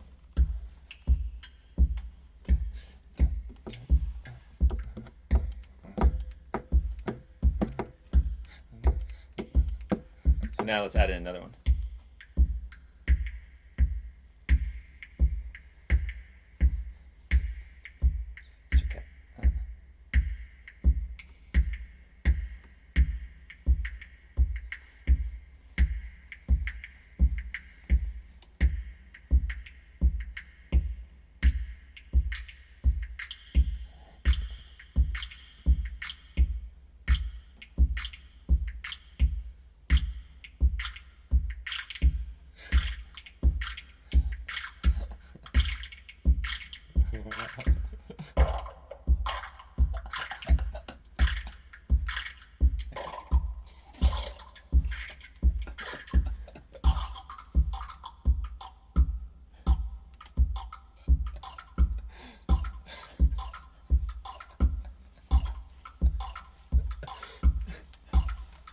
Wow.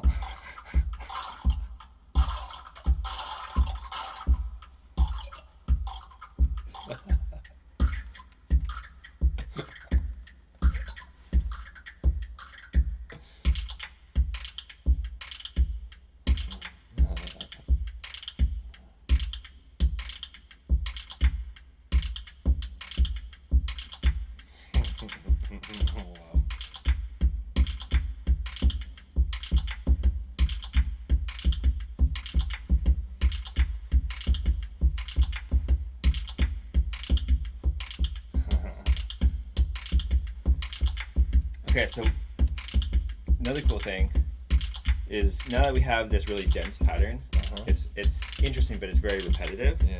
So this is, I have these things over here called branches, and they're called Bernoulli Gates. And you can basically, what are they called? Bernoulli Gates. Basically, it does a coin toss every time it receives something from this on each channel. So now I can, let's go back to,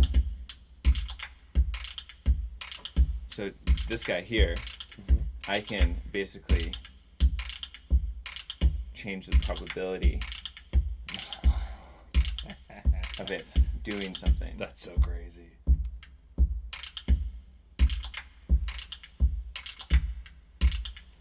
So then it's just randomized. It's like it takes on its own sort of potential.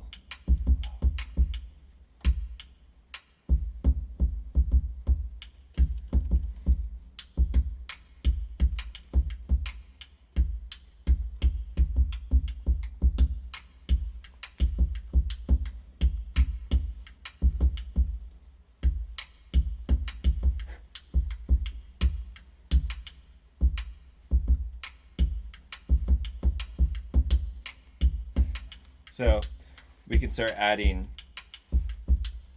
fun ways of like modulating what was, so we can twist knobs to do different things.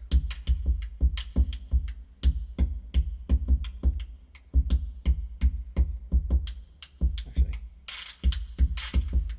right, to make it sound different, right?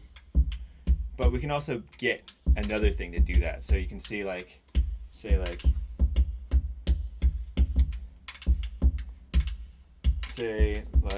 let's do this. This makes me want to dance. I know. Okay, so say this is what's called an LFO, right? You can see visually that it's right, and so that's a low frequency oscillation. It's a slow oscillation. So we can actually get that to do some fun stuff for us. So let's get along your cable here.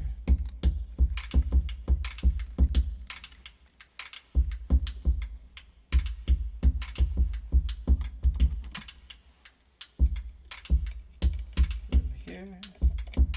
And we can do this. Now, say we wanted the density to then, it'll be doing this for us.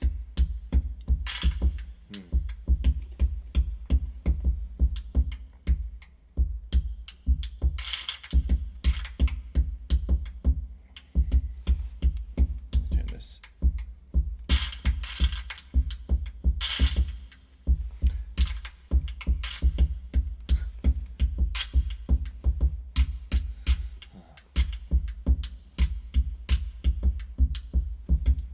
And then we can get it to change.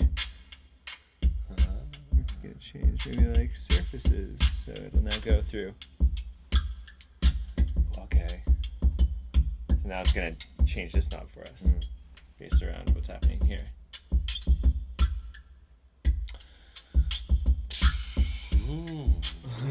Okay. So all right.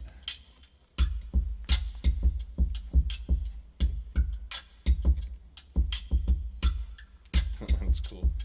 So But this is still taking into account a certain level of like improbability, right? This itself, no, it's not connected to these directly. Oh, okay. So this is it's a direct connection to here. So now,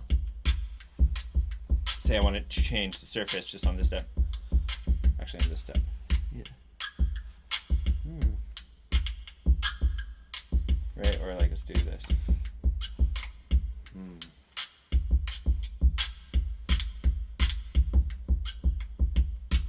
And now let's have the frequency change. Say,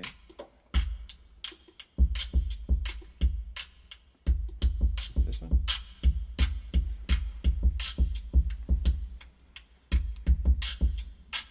Where's this one?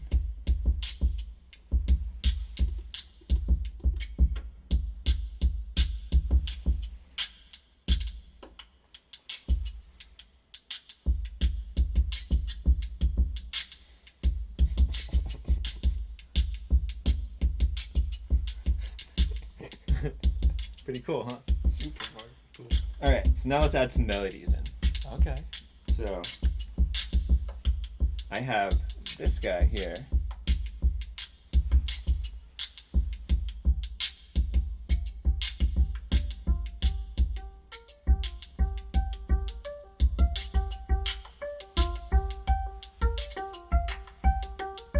So this is that's what's going on. Okay. Shit.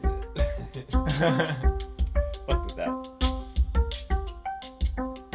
So it will only take effect when it goes to that step. So when it comes back around and hits it.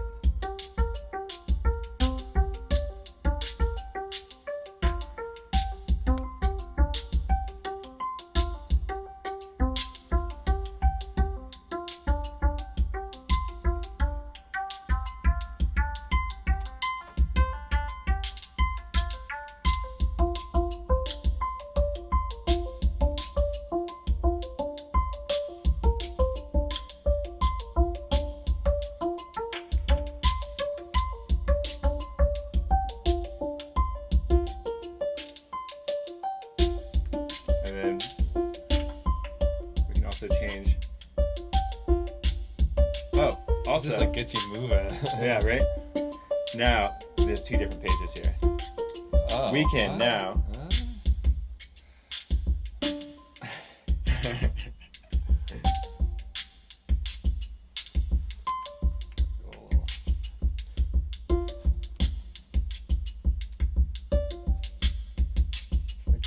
What's in there?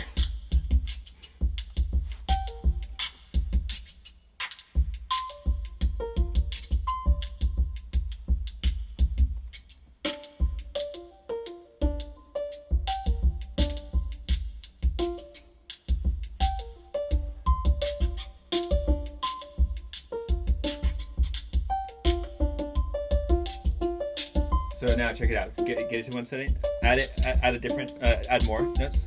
A little bit more. Yeah. Great. All right. Add one less. So now press the button. This button? Yeah. Press it again. Okay. Now rotate it. 1. So you just shifted where the rhythm is. Oh. Ooh. Okay.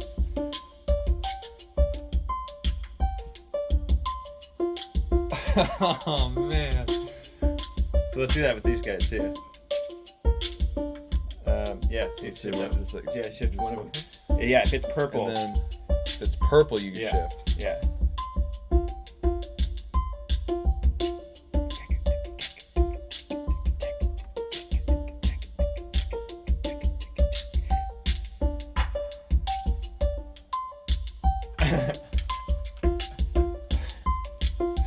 Alright, let's add some effects too.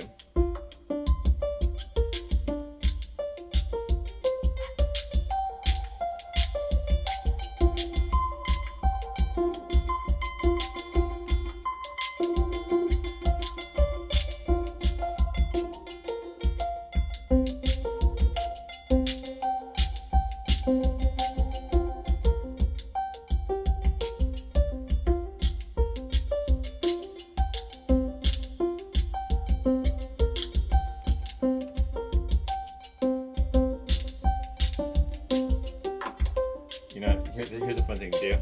If you hit one of these buttons, actually let's do it. It slides.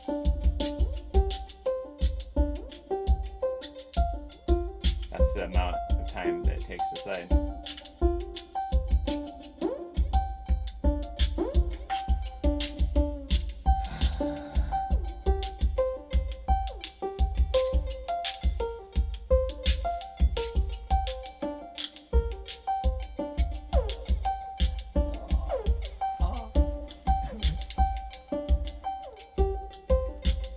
That's so cool.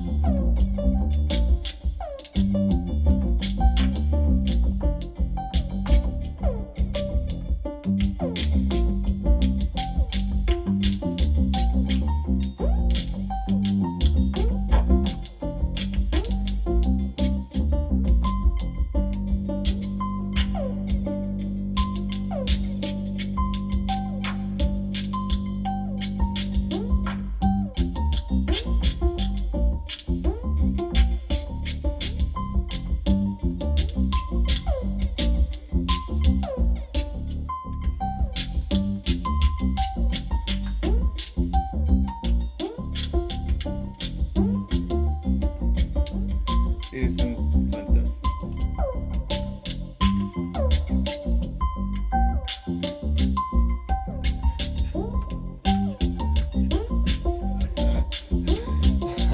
Let's make this melody more random.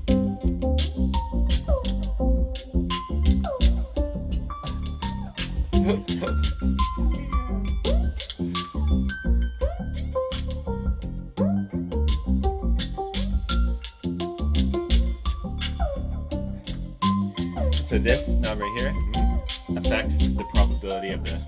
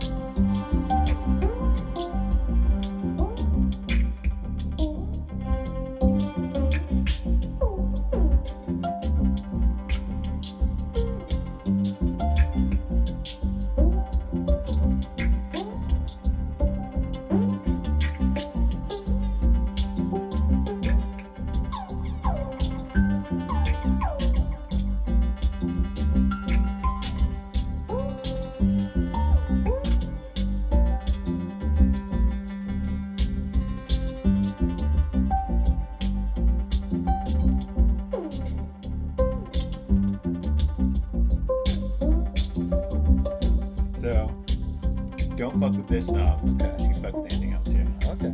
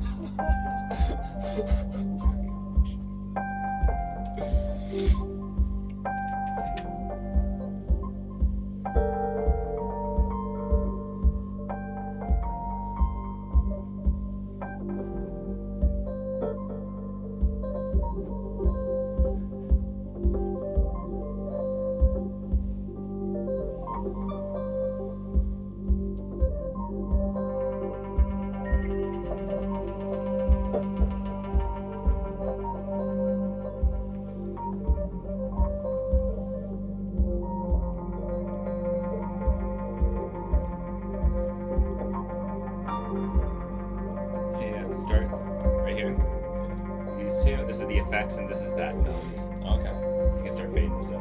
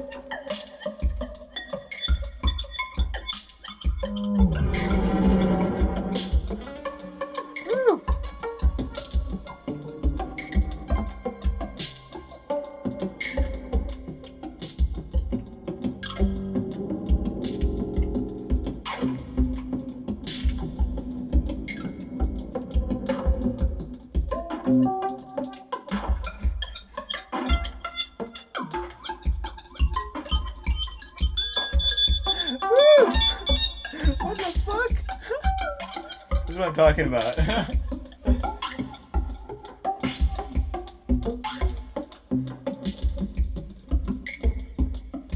Alright, let's try this. Alright. I gotta man this guy here. The knit. Okay.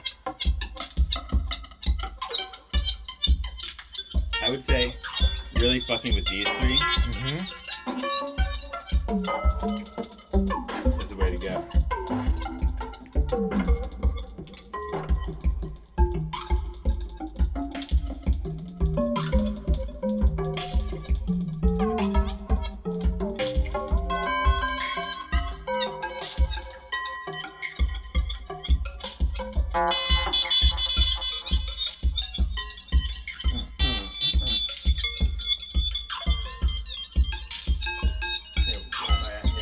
Oh,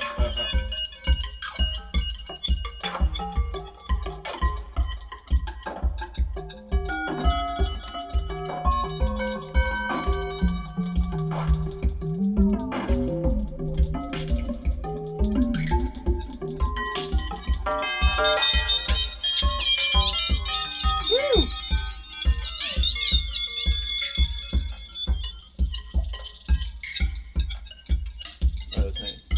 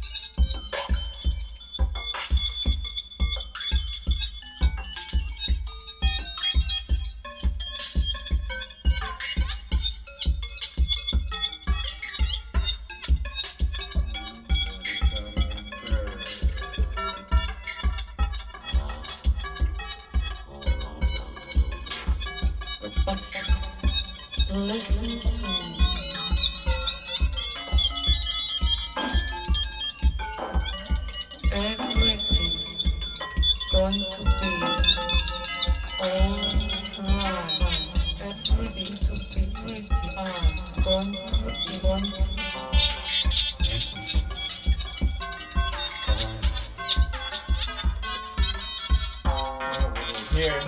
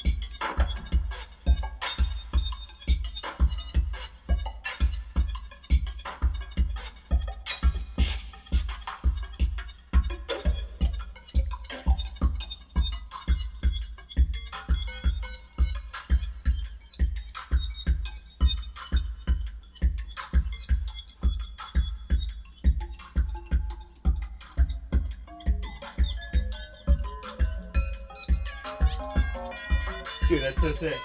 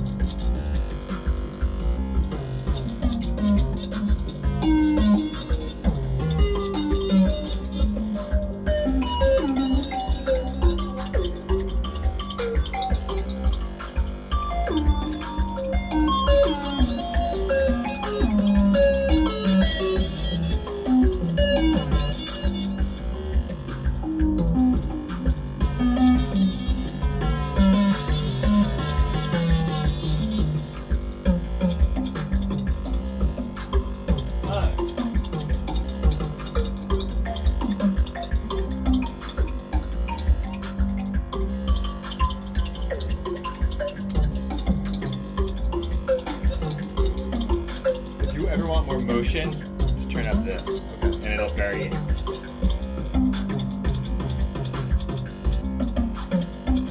Dude, that's sick.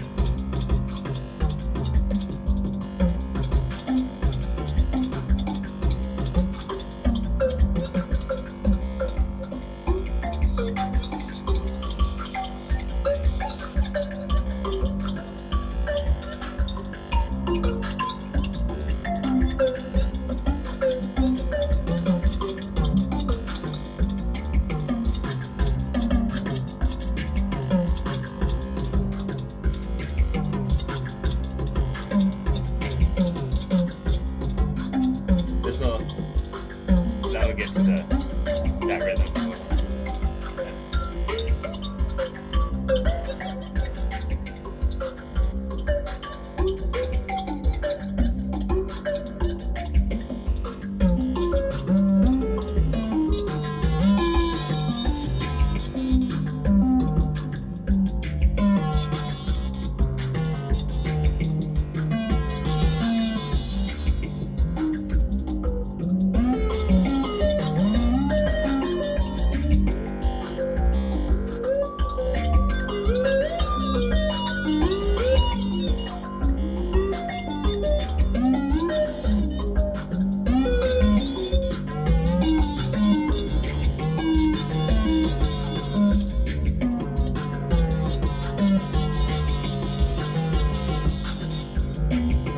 Here, let's scrap all this shit right here. What's this going to? Doesn't matter, we're scrapping it.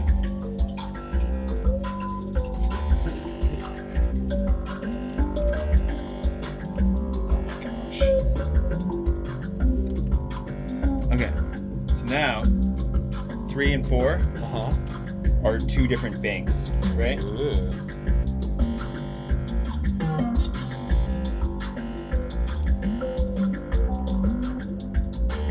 Now, these will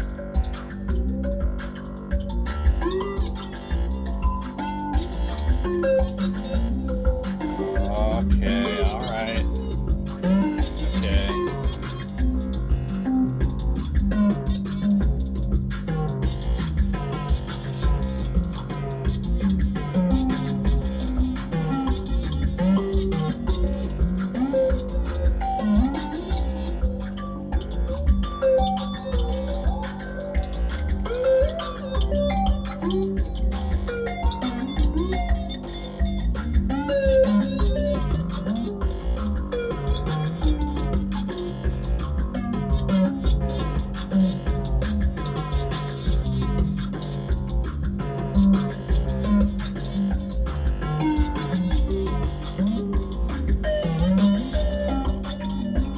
then if you go to 4, now you have a whole new control.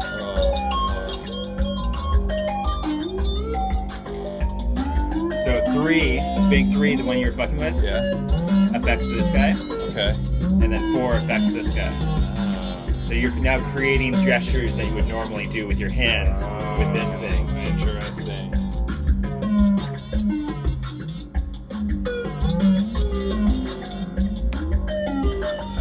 Holy shit! Yeah, I see what you're saying.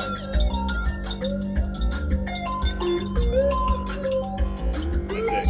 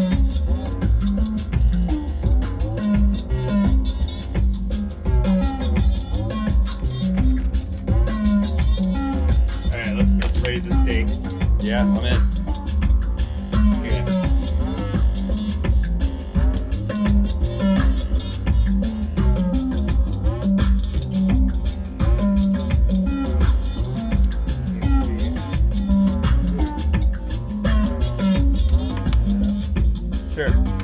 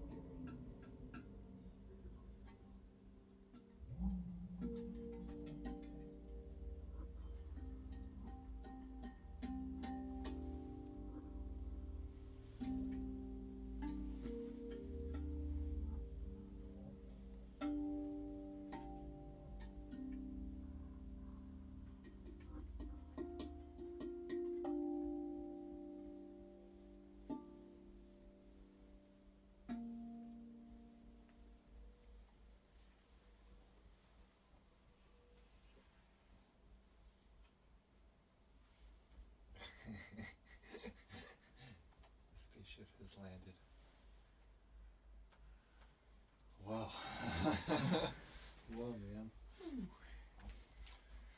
Well, thanks for taking me on that ride, dude. I'm just like, whoa.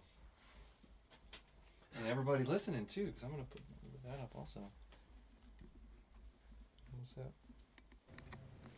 That was Kai Takikawa, everybody. Thanks for listening. I appreciate you, and I'm grateful for your attention and to share in these moments together. Yeah. Until next time, much love.